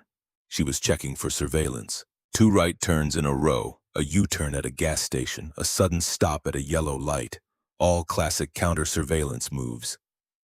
She knows we might be watching, or she's just being careful. Ryan switched to satellite view, tracking Porter's position in real time. She's heading toward Chesterfield. That's where Gerald's warehouse is located. Meeting with Lang? Possible. Or picking up equipment for the job. Marcus watched Porter's car navigate through industrial areas, finally pulling into a parking lot behind a row of storage units. She sat there for 3 minutes, presumably checking again for followers, then got out and approached Unit 247. The camera angle couldn't show what she removed from the unit, but when she returned to her car, she was carrying a large duffel bag. Heavy, based on how she moved. She loaded it into her trunk and drove away. I want to know what's in that bag. Ryan was already typing orders. Get a warrant for that storage unit. If we can prove she's stockpiling weapons or explosives, we won't get the warrant in time. Ms. Sterling spoke quietly but with certainty. Monday morning is 31 hours away. The courts won't process paperwork that fast, especially for a unit rented under a false name with no direct evidence of criminal activity. Then we go in without a warrant and contaminate any evidence we find, make it inadmissible in court. Gerald's lawyers would have a field day. The frustration in the room was palpable. They could see the threat assembling itself piece by piece, and legal constraints prevented them from stopping it directly. Marcus stepped back from the immediate problem and thought about the larger pattern. They're preparing for something big, something that requires serious equipment. How do you know? Because they're being sloppy. Porter's doing counter-surveillance at 5 in the morning, picking up equipment from a storage unit that's probably full of illegal weapons. That's desperation behavior. They know time's running out and they're taking risks they wouldn't normally take. Or they don't care about being caught afterward. The possibility hung heavy in the air. If Lang and Porter expected to die or get arrested immediately after killing Catherine, they'd have no reason to maintain operational security beyond the attack itself. Ms. Sterling voiced what they were all thinking. If they're willing to die to complete the mission, how do we stop them? Marcus turned to Ryan. What if we turn this around? Instead of waiting for them to attack, we give them what they want. Meaning, we fake Catherine's death. Tonight. Make it public. Convincing. Gerald thinks he's won, calls off his people, and we have time to build a real case. Understanding dawned on Ryan's face. Stage an accident. Car crash. Or single vehicle late at night. Body burned beyond immediate recognition. By the time anyone can verify through dental records, we've tracked down everyone involved and dismantled the whole operation. Ms. Sterling walked to the window. And I disappear. Safe house. Full protection. You run your company remotely while we clean this up. For how long? A week. Maybe 2. She was quiet for a long moment, watching the city wake up below. My son, Oliver. He's with his father in Boston. If I disappear, if they think I'm dead, we tell him the truth. Quietly. Your ex-husband too, just enough so he doesn't grieve. And if Gerald has people watching him, if they see that he's not acting like someone who just lost his mother? Marcus hadn't considered that angle. He looked at Ryan, who was already shaking his head. Too risky. Gerald's smart enough to have surveillance on your family. If Oliver knows you're alive, he might slip. A phone call, a text message, anything that suggests you're still breathing, and the whole operation collapses. So my 12-year-old son has to believe his mother is dead? The pain in her voice was visceral. Marcus thought about Sophie, about how she'd react if someone told her he'd died. The terror, the grief, the sense of abandonment. That was a cruelty no child should endure. There has to be another way. There isn't. Ryan's voice was gentle but firm. If we're going to sell this, everyone has to believe it, including Oliver. Ms. Sterling pressed her forehead against the glass. He already thinks I chose my career over him. This will confirm it. Even after I come back, he'll remember that I let him think I was dead. He'll never forgive me. He'll be alive to hate you. That's what matters. Is it? She turned back to face them. What kind of mother chooses her own survival over her child's emotional well-being? The kind who knows that dead mothers can't rebuild relationships. Marcus kept his voice level. You can't fix things with Oliver if Gerald kills you. This buys you time. The argument hung there while morning light crept across the conference room floor. Finally, Ms. Sterling nodded once. Do it, but I want updates every 6 hours. Everything about Oliver, how he's doing, who's with him, what support he has. I won't leave him alone in this. Ryan started coordinating logistics. The staged crash would happen at 11 p.m. on Route 1, just south of Richmond. They'd need a vehicle matching Catherine's Mercedes, a body from the medical examiner that approximated her build, accelerant to ensure fire damage, and a sympathetic investigator to control the scene. Marcus checked his watch. 16 hours to make it all happen. His phone buzzed. A text from the security team watching Sophie. All quiet. She's sleeping. No unusual activity. That was something, at least. One person he loved was safe. The next 8 hours blurred into a frenzy of preparation. Ryan's team swept the route to the courthouse, finding and removing 3 suspicious packages that turned out to be nothing. Discarded construction materials, a homeless person's belongings, someone's forgotten lunch bag. But they checked everything anyway because missing one device meant people died. Marcus reviewed the building schematics again, looking for angles they'd missed. Something about this whole situation felt wrong, like a note played slightly off-key. Gerald was too smart to rely on a single attack vector. There had to be a backup plan, a contingency that activated when the primary failed. We're missing something. Ryan looked up from coordinating sniper positions. What? I don't know. But Gerald's had 8 months to plan this. He wouldn't put everything on one attack. So what are you suggesting? That we assume there's a second layer, something we haven't seen. They spent another hour gaming scenarios, but nothing concrete emerged. Just the nagging certainty that Gerald Voss was 3 steps ahead of them. At 6 p.m., Ms. Sterling's phone rang. She glanced at the screen and her face went pale. It's Oliver. she answered, putting it on speaker. A young voice trying hard to sound grown up despite obvious fear. Mom? There are men outside Dad's house. They say they're friends of Gerald Voss and they want to talk to you. The world stopped. Marcus was moving before conscious thought caught up, grabbing the phone. Oliver, listen carefully. Are you inside the house right now? Yeah, in my room. Dad's at a conference in Boston. It's just me and Mrs. Patterson, the housekeeper. How many men? 2. They knocked on the door, but Mrs. Patterson wouldn't open it. Then they said to tell Mom that Gerald sends his regards and he's tired of waiting. Oliver, I need you to go to the bathroom, lock yourself in, and stay away from windows. Don't come out for anyone except police or your father. Can you do that? What's happening? Mom, what's going on? Ms. Sterling's voice cracked. Baby, just do what he says, please. Are you in trouble? I'm fine, but I need you safe. Go to the bathroom now. Marcus heard movement through the phone, a door closing, a lock clicking. I'm in, but I'm scared.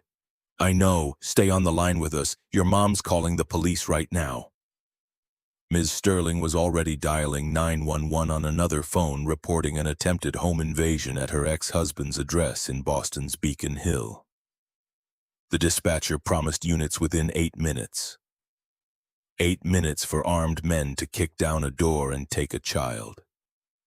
Ryan activated emergency protocols, pulling up every resource they had. Boston PD is rolling, but if those men breach before police arrive, they won't. Marcus kept his voice calm for Oliver's benefit. They're making a point, not committing a felony in broad daylight. This is psychological warfare. But even as he said it, he heard sounds through the phone that made his blood freeze. Breaking glass, shouting, Mrs. Patterson screaming. Oliver's voice, high and terrified. They're inside. I can hear them coming upstairs. Stay in the bathroom. Don't open the door for anyone. They're saying they'll break it down if I don't come out. Ms. Sterling was crying now, silent tears streaming down her face as she listened to her son being hunted. A man's voice boomed through Oliver's phone. Boy, we know you're in there. Your mother made some bad choices. This doesn't have to be hard. Open the door and come talk to us. Don't. Marcus kept his voice steady. Oliver, don't open that door. They're kicking it. The lock's breaking. Then the sound of splintering wood, hands grabbing, Oliver screaming, Mom! Mom! Scuffling, the phone hitting the floor, distant voices arguing, then a new voice, older, controlled. Catherine Sterling, this is a courtesy call from Gerald Voss. He wanted you to understand that he's serious about Monday. You testify and your son learns what it's like to lose a parent. Except unlike you, he won't have millions of dollars to cushion the grief. Ms. Sterling's voice came out raw. If you hurt him, we're not going to hurt him. We're just going to keep him somewhere safe until Monday afternoon, after the trial. Then, depending on how things go, we'll decide whether to send him back or make him disappear permanently. Please. He's 12 years old. He has nothing to do with this. He has everything to do with this. He's leverage. And you're going to use that leverage to make the smart choice. Skip Monday's testimony. Tell the prosecutors you've changed your mind. Gerald's lawyers will handle the rest. The trial will proceed without me. My deposition is on record. Depositions can be challenged, dismissed, especially when the witness refuses to appear. You show up Monday and Oliver becomes an orphan. You stay home and he comes back to you safe and sound. Simple choice. The call ended. Ms. Sterling collapsed into a chair, her entire body shaking. Ryan was already coordinating with Boston PD, getting updates, arranging for a full investigation. But everyone in that room knew the truth. Oliver was gone, Gerald had him, and they had less than 36 hours to get him back. Marcus felt the old rage building, the same fury that had consumed him when Brooks died. This was beyond tactics now, beyond strategy. This was pure evil, and it demanded a response that matched its brutality. Where's Gerald right now? Ryan checked monitoring systems. House arrest. Electronic ankle monitor shows him at his estate in Henrico County. Then that's where I'm going. Marcus, you can't. He just kidnapped a child. The rules changed. Ms. Sterling looked up, her face ravaged by tears.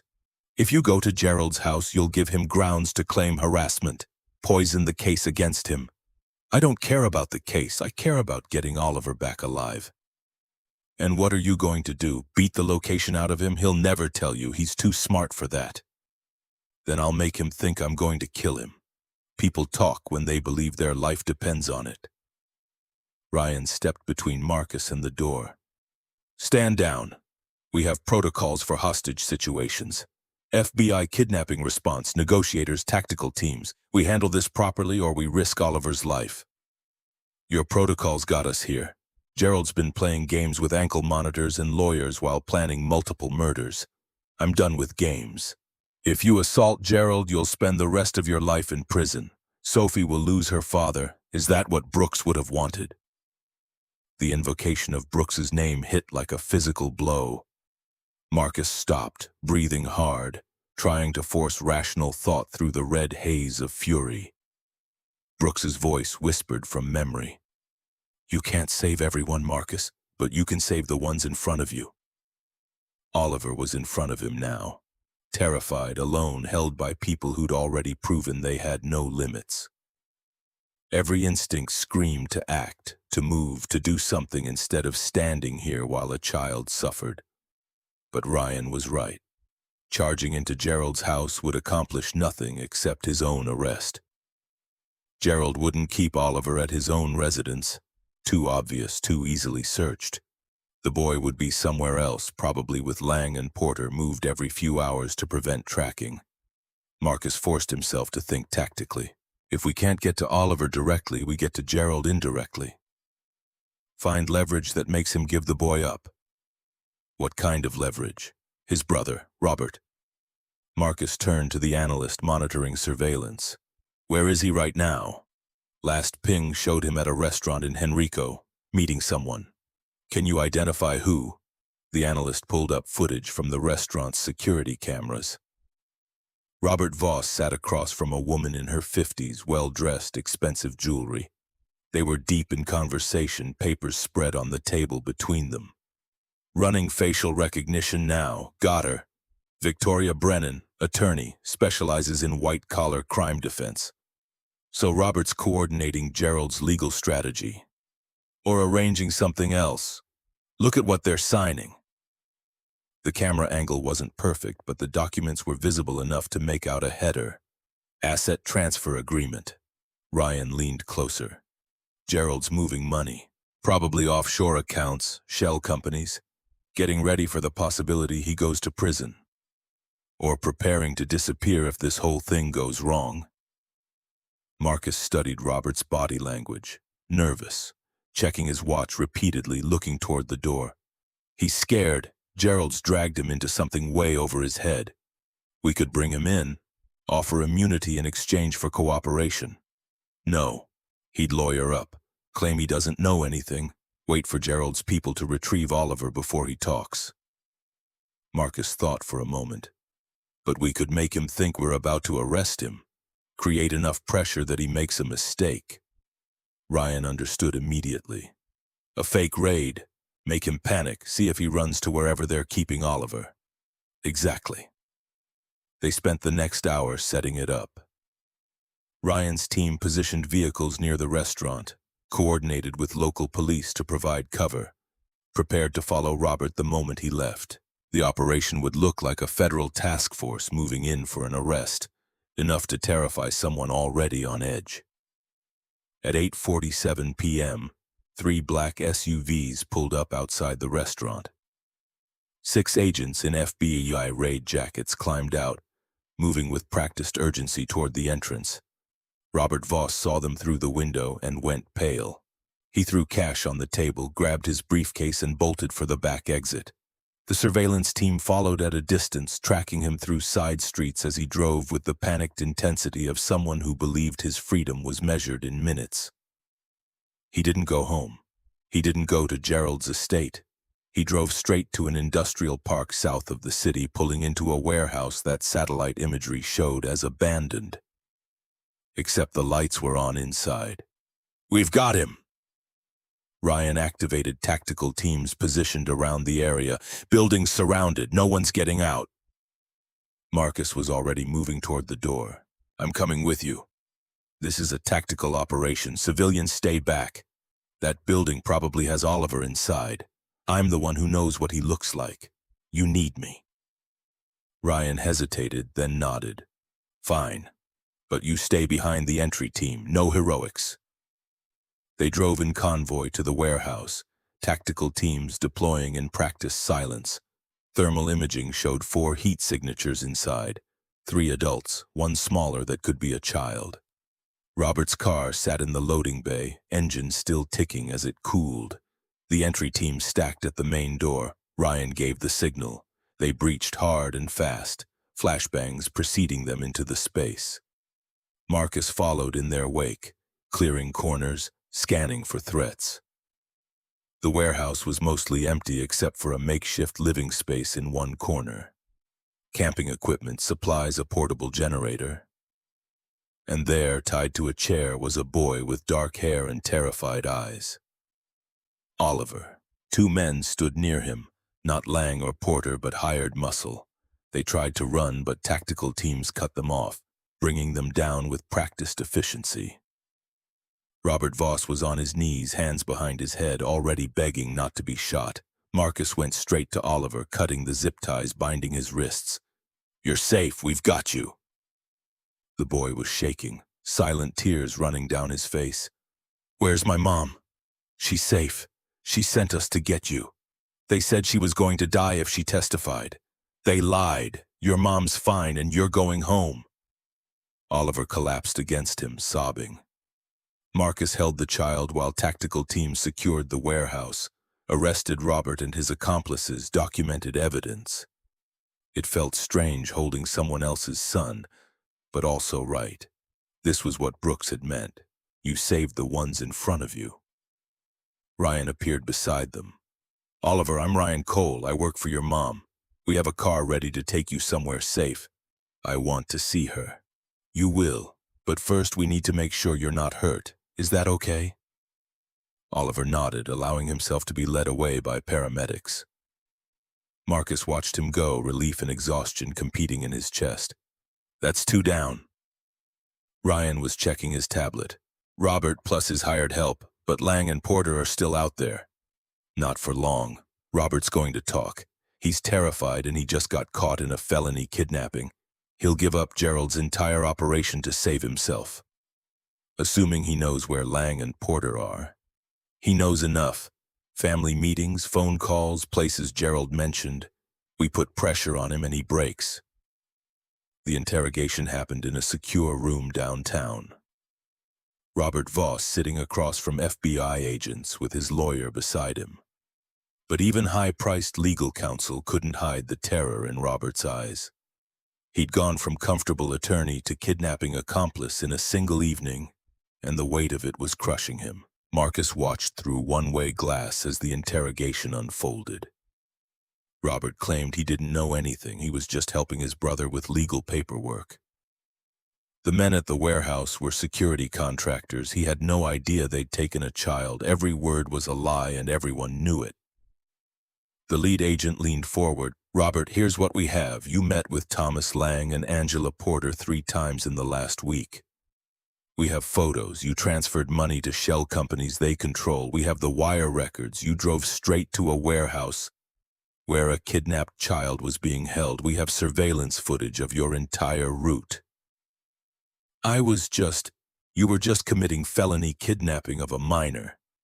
That's life in prison, no parole. You'll die in a cell. The agent paused. Unless you cooperate. Robert's lawyer whispered something, but Robert shook him off. What kind of cooperation? Everything. Where Lang and Porter are hiding. What Gerald's planning. Every detail of the operation. You give us that, and we talk to the prosecutor about a deal. Gerald will kill me. Gerald's going to prison for conspiracy to commit murder. He won't be killing anyone. Robert was quiet for a long moment, then, I don't know exactly where they are, but I know they're planning something for tomorrow morning, 8 a.m., when Catherine drives to the courthouse. What kind of something? Gerald didn't tell me specifics, just that it would look like an accident. A tragic coincidence. No one would suspect murder. Marcus felt ice slide down his spine. Despite all their planning, all their sweeps and surveillance, Gerald still had a trap waiting, something they hadn't found. Ryan was already calling the tactical teams. Full lockdown on tomorrow's route. Every building searched, every vehicle checked. We're not taking chances. The interrogation continued for another hour, Robert gradually revealing pieces of Gerald's operation. Shell companies, safe houses, communication protocols, but the most important information came near the end. There's a fail-safe. Gerald built it into the plan. If everything else fails, if Catherine somehow survives, there's one more option. What option? I don't know. He wouldn't tell me, but he said it was guaranteed to work because nobody would see it coming. That was the piece Marcus had been waiting for. The hidden layer, the contingency that activated when all else failed. Gerald had built redundancy into his revenge, and they still hadn't found the final trap. By 3 a.m., they had dismantled most of Gerald's operation. Robert was cooperating fully, giving up contacts and locations. Lang and Porter's last known position was a motel in Chesterfield, but when tactical teams breached the room, it was empty. They'd moved again, aware that the walls were closing in, but the warehouse search had yielded something valuable, a laptop with encrypted files. The FBI's cyber team was working to crack it, promising results within hours. Marcus sat in the conference room, exhausted but unable to sleep. Sophie was safe in the protective apartment. Oliver was reunited with his father, who'd flown back from Boston the moment he heard. Catherine Sterling was in a safe house, preparing for Monday's testimony with the grim determination of someone who'd nearly lost everything. And somewhere out there, Thomas Lang and Angela Porter were preparing their final move. Ryan brought coffee, sitting down heavily across from Marcus. We've got 12 hours until the courthouse run. If they're going to hit us, it'll be then. They know we're ready for them. They have to adapt. Or they abort, cut their losses and run. Gerald won't let them. He's too invested. This is about revenge, not money. He'll push them to try anyway. The laptop decryption finished at 5:30 a.m. The files revealed detailed surveillance logs, photos of Catherine's daily routine, vehicle specifications, route analysis. Everything needed to plan an assassination, and buried in the communications folder, an email from 3 days ago. Primary and secondary plans both compromised. Activate tertiary protocol. Target will be at courthouse 8 a.m. Monday. Ensure completion regardless of security presence. Payment doubles upon confirmation. GV. Tertiary protocol. The fail-safe Robert had mentioned. Marcus studied the email, looking for clues about what that protocol might entail. The wording was careful, revealing nothing specific, but the emphasis on regardless of security presence suggested something that couldn't be stopped by guards or guns. What's at the courthouse that we haven't checked? Ryan pulled up building schematics. We've swept the courtroom, the approaches, the parking structure. K9 units cleared everything yesterday. Check again, and this time look for things that aren't bombs. Like what? I don't know. But Gerald's smart enough to know we'd search for explosives. He'd use something different, something we wouldn't think to look for. The search teams went through the courthouse again, this time with expanded parameters.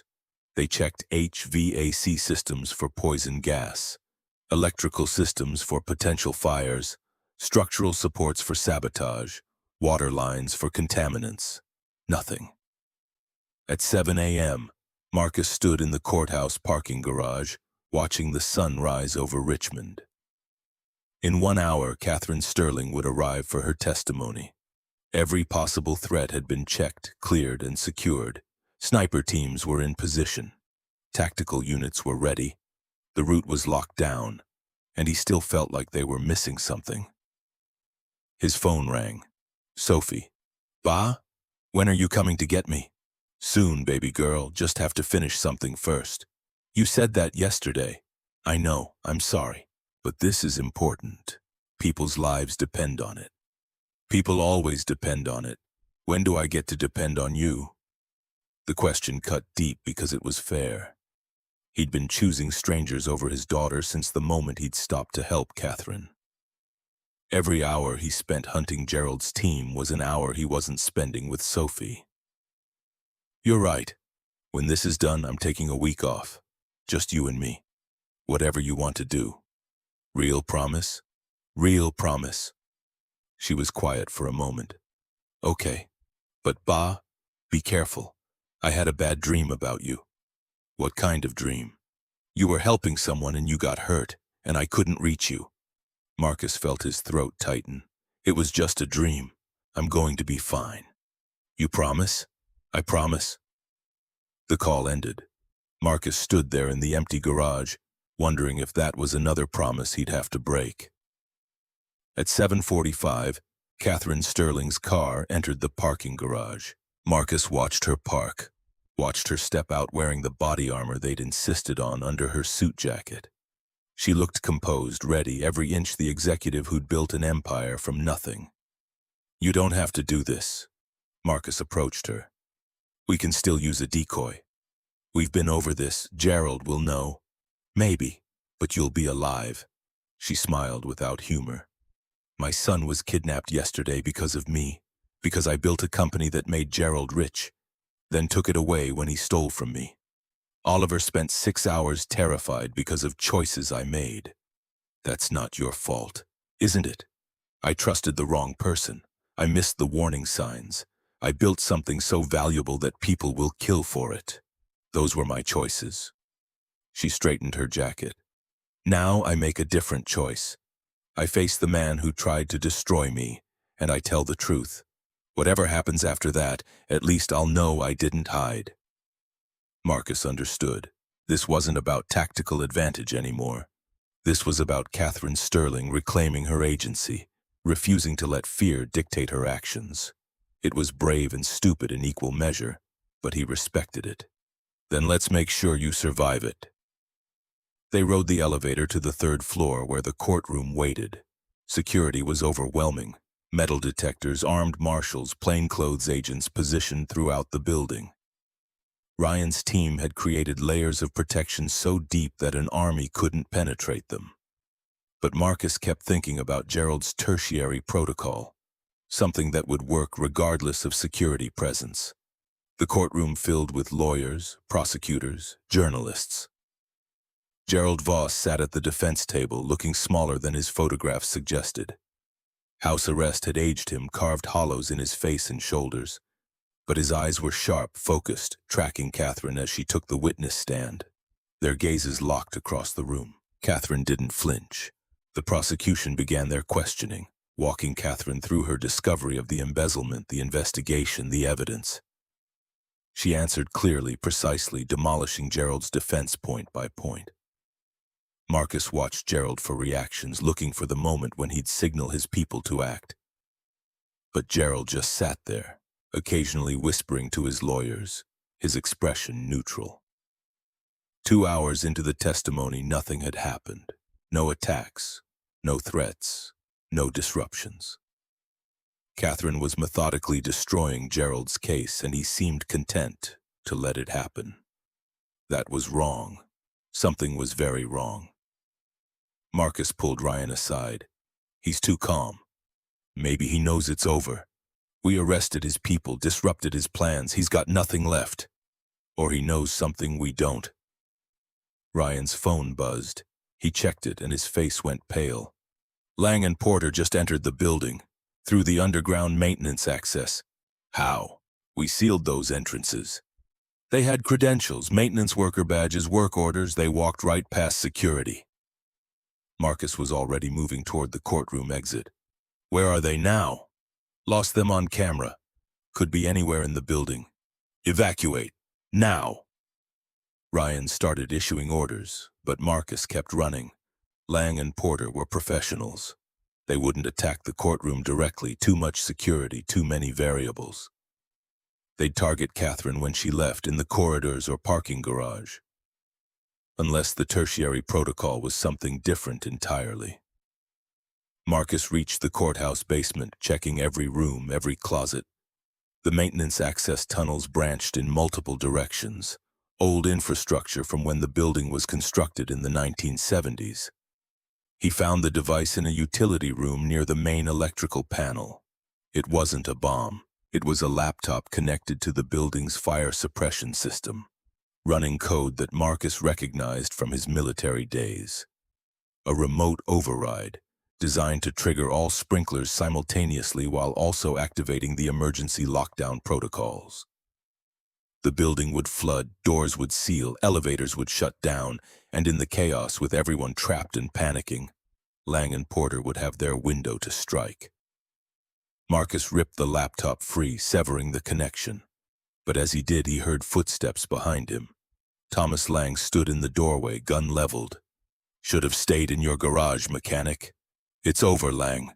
We have Robert. We have your accomplices. Gerald's going to prison." "Maybe. But I still get paid if Catherine Sterling dies today." He cocked the hammer. "And you're in my way." Marcus dove sideways as the shot went off, the bullet sparking off pipes above his head. He rolled behind a support column, trapped in a room with no other exits. Lang advanced carefully, professional, clearing angles. "You're good. I'll give you that. Found our devices, tracked our movements, but you made one mistake." "What's that?" "You assumed we needed explosives to kill someone."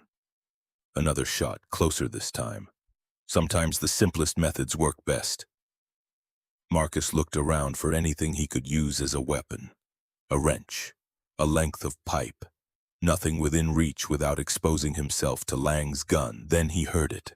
Footsteps on the stairs, multiple people. Ryan's voice echoed down. "Lang, FBI, drop your weapon!" Lang hesitated for just a moment, calculating odds. Then he fired twice toward the stairs and ran for a different exit, disappearing into the tunnels. Ryan's team flooded the room, securing Marcus, checking for injuries. "You hit?" "No, but Lang got away." "Not far. We've got the whole building locked down." Ryan examined the laptop Marcus had disconnected. "Is this what I think it is?" "Fire suppression override. They were going to flood the building, create chaos, use it as cover." "Clever. And we wouldn't have found it without you." Marcus stood, brushing off concrete dust. "Where's Catherine?" "Safe. We evacuated her the moment we knew Lang was inside." "And Porter?" "Still searching." They found Angela Porter 15 minutes later, trying to exit through a loading dock.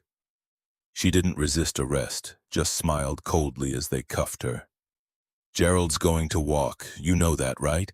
His lawyers will tear apart your case, say we acted independently, that he had nothing to do with it. Robert's already testified against him, gave us everything. Robert's a coward. He'll recant once Gerald's lawyers get to him." "Maybe." Ryan walked her toward the waiting police car. "But we've got enough to make sure you and Lang spend the next 20 years in federal prison. And that's something." The trial concluded 3 hours later. Gerald Voss was found guilty on 8 counts of embezzlement, 2 counts of conspiracy to commit murder, and 1 count of witness intimidation. The judge sentenced him to 25 years without parole. Gerald showed no emotion as marshals led him away, but as he passed Catherine Sterling in the corridor, he leaned close and whispered something only she could hear. Later, when Marcus asked what Gerald had said, Catherine's answer was simple: that he'd do it all again, that revenge was worth any price. Marcus drove to the safe house to collect Sophie, exhaustion finally catching up with him. She ran out when she saw his truck, launching herself into his arms. "You came back. I promised, didn't I? Real promise. Real promise." They drove home together, Sophie chattering about the books she'd read, the games she'd played, how the guards had let her order pizza. Marcus listened, grateful for the mundane normalcy of a child's concerns. Their house looked exactly as they'd left it, but somehow different. Marcus saw it now as Gerald's people must have seen it. Vulnerable, exposed, easy to threaten. He'd have to move them somewhere safer, somewhere that didn't have so many ghosts. 2 weeks later, Catherine Sterling came to his garage. She drove herself this time. No security detail, no armor. Just a woman in a business suit holding a folder. I have a proposition. Marcus set down his wrench. I'm listening. Sterling Defense needs a security consultant, someone who thinks like the people trying to hurt us, someone who can find threats before they materialize. I'm a mechanic. You're a tactician who happens to fix cars. There's a difference. She handed him the folder. 2 days a week, $20,000 a month. You'd train my security team, review our protocols, help us stay ahead of people like Gerald. Marcus opened the folder. The contract was straightforward, professional, generous. Why me? Because you saved my life. Because you found things my entire security apparatus missed. Because you understand that the most dangerous threats are the ones that look ordinary until it's too late. She paused. And because I trust you. Trust. The word carried weight after everything they'd been through. Marcus thought about Sophie, about the promises he kept breaking, about the life he'd tried to build away from tactical operations and threat assessment. But he also thought about Brooks, about the lesson his death had taught. You can't save everyone, but you can save the ones in front of you. I'll do it, but I need Fridays off. That's my day with Sophie, non-negotiable. Done. They shook hands, and Marcus felt something shift. Not closure exactly, but maybe the beginning of something new, a way to use the skills he'd tried to bury but for protection instead of war. That evening, he taught Sophie to ride her bike without training wheels. She wobbled, steadied, found her balance. When she finally rode a full block without falling, her laugh was pure joy. Marcus watched her circle back toward him, the setting sun painting everything gold, and thought about all the promises he'd kept and broken, about the people he'd saved and the ones he'd lost, about the mechanic who'd stopped to help a stranger and found himself hunting killers. Sophie skidded to a stop beside him, breathless and grinning. Did you see, Ba? I did it. I saw. I'm proud of you. Can we do this every week, just us? Every Friday, real promise. Real promise? Real promise. She rode off again, wheels spinning, and Marcus stood there watching her disappear into the dusk. The past would always be there. Brooks' ghost, Gerald's threats, the weight of choices that couldn't be unmade. But the future was something else, something that could be built one promise at a time, one day at a time, one decision at a time. He was done running from what he'd been. Now he'd use it to protect what mattered, and that finally felt like enough.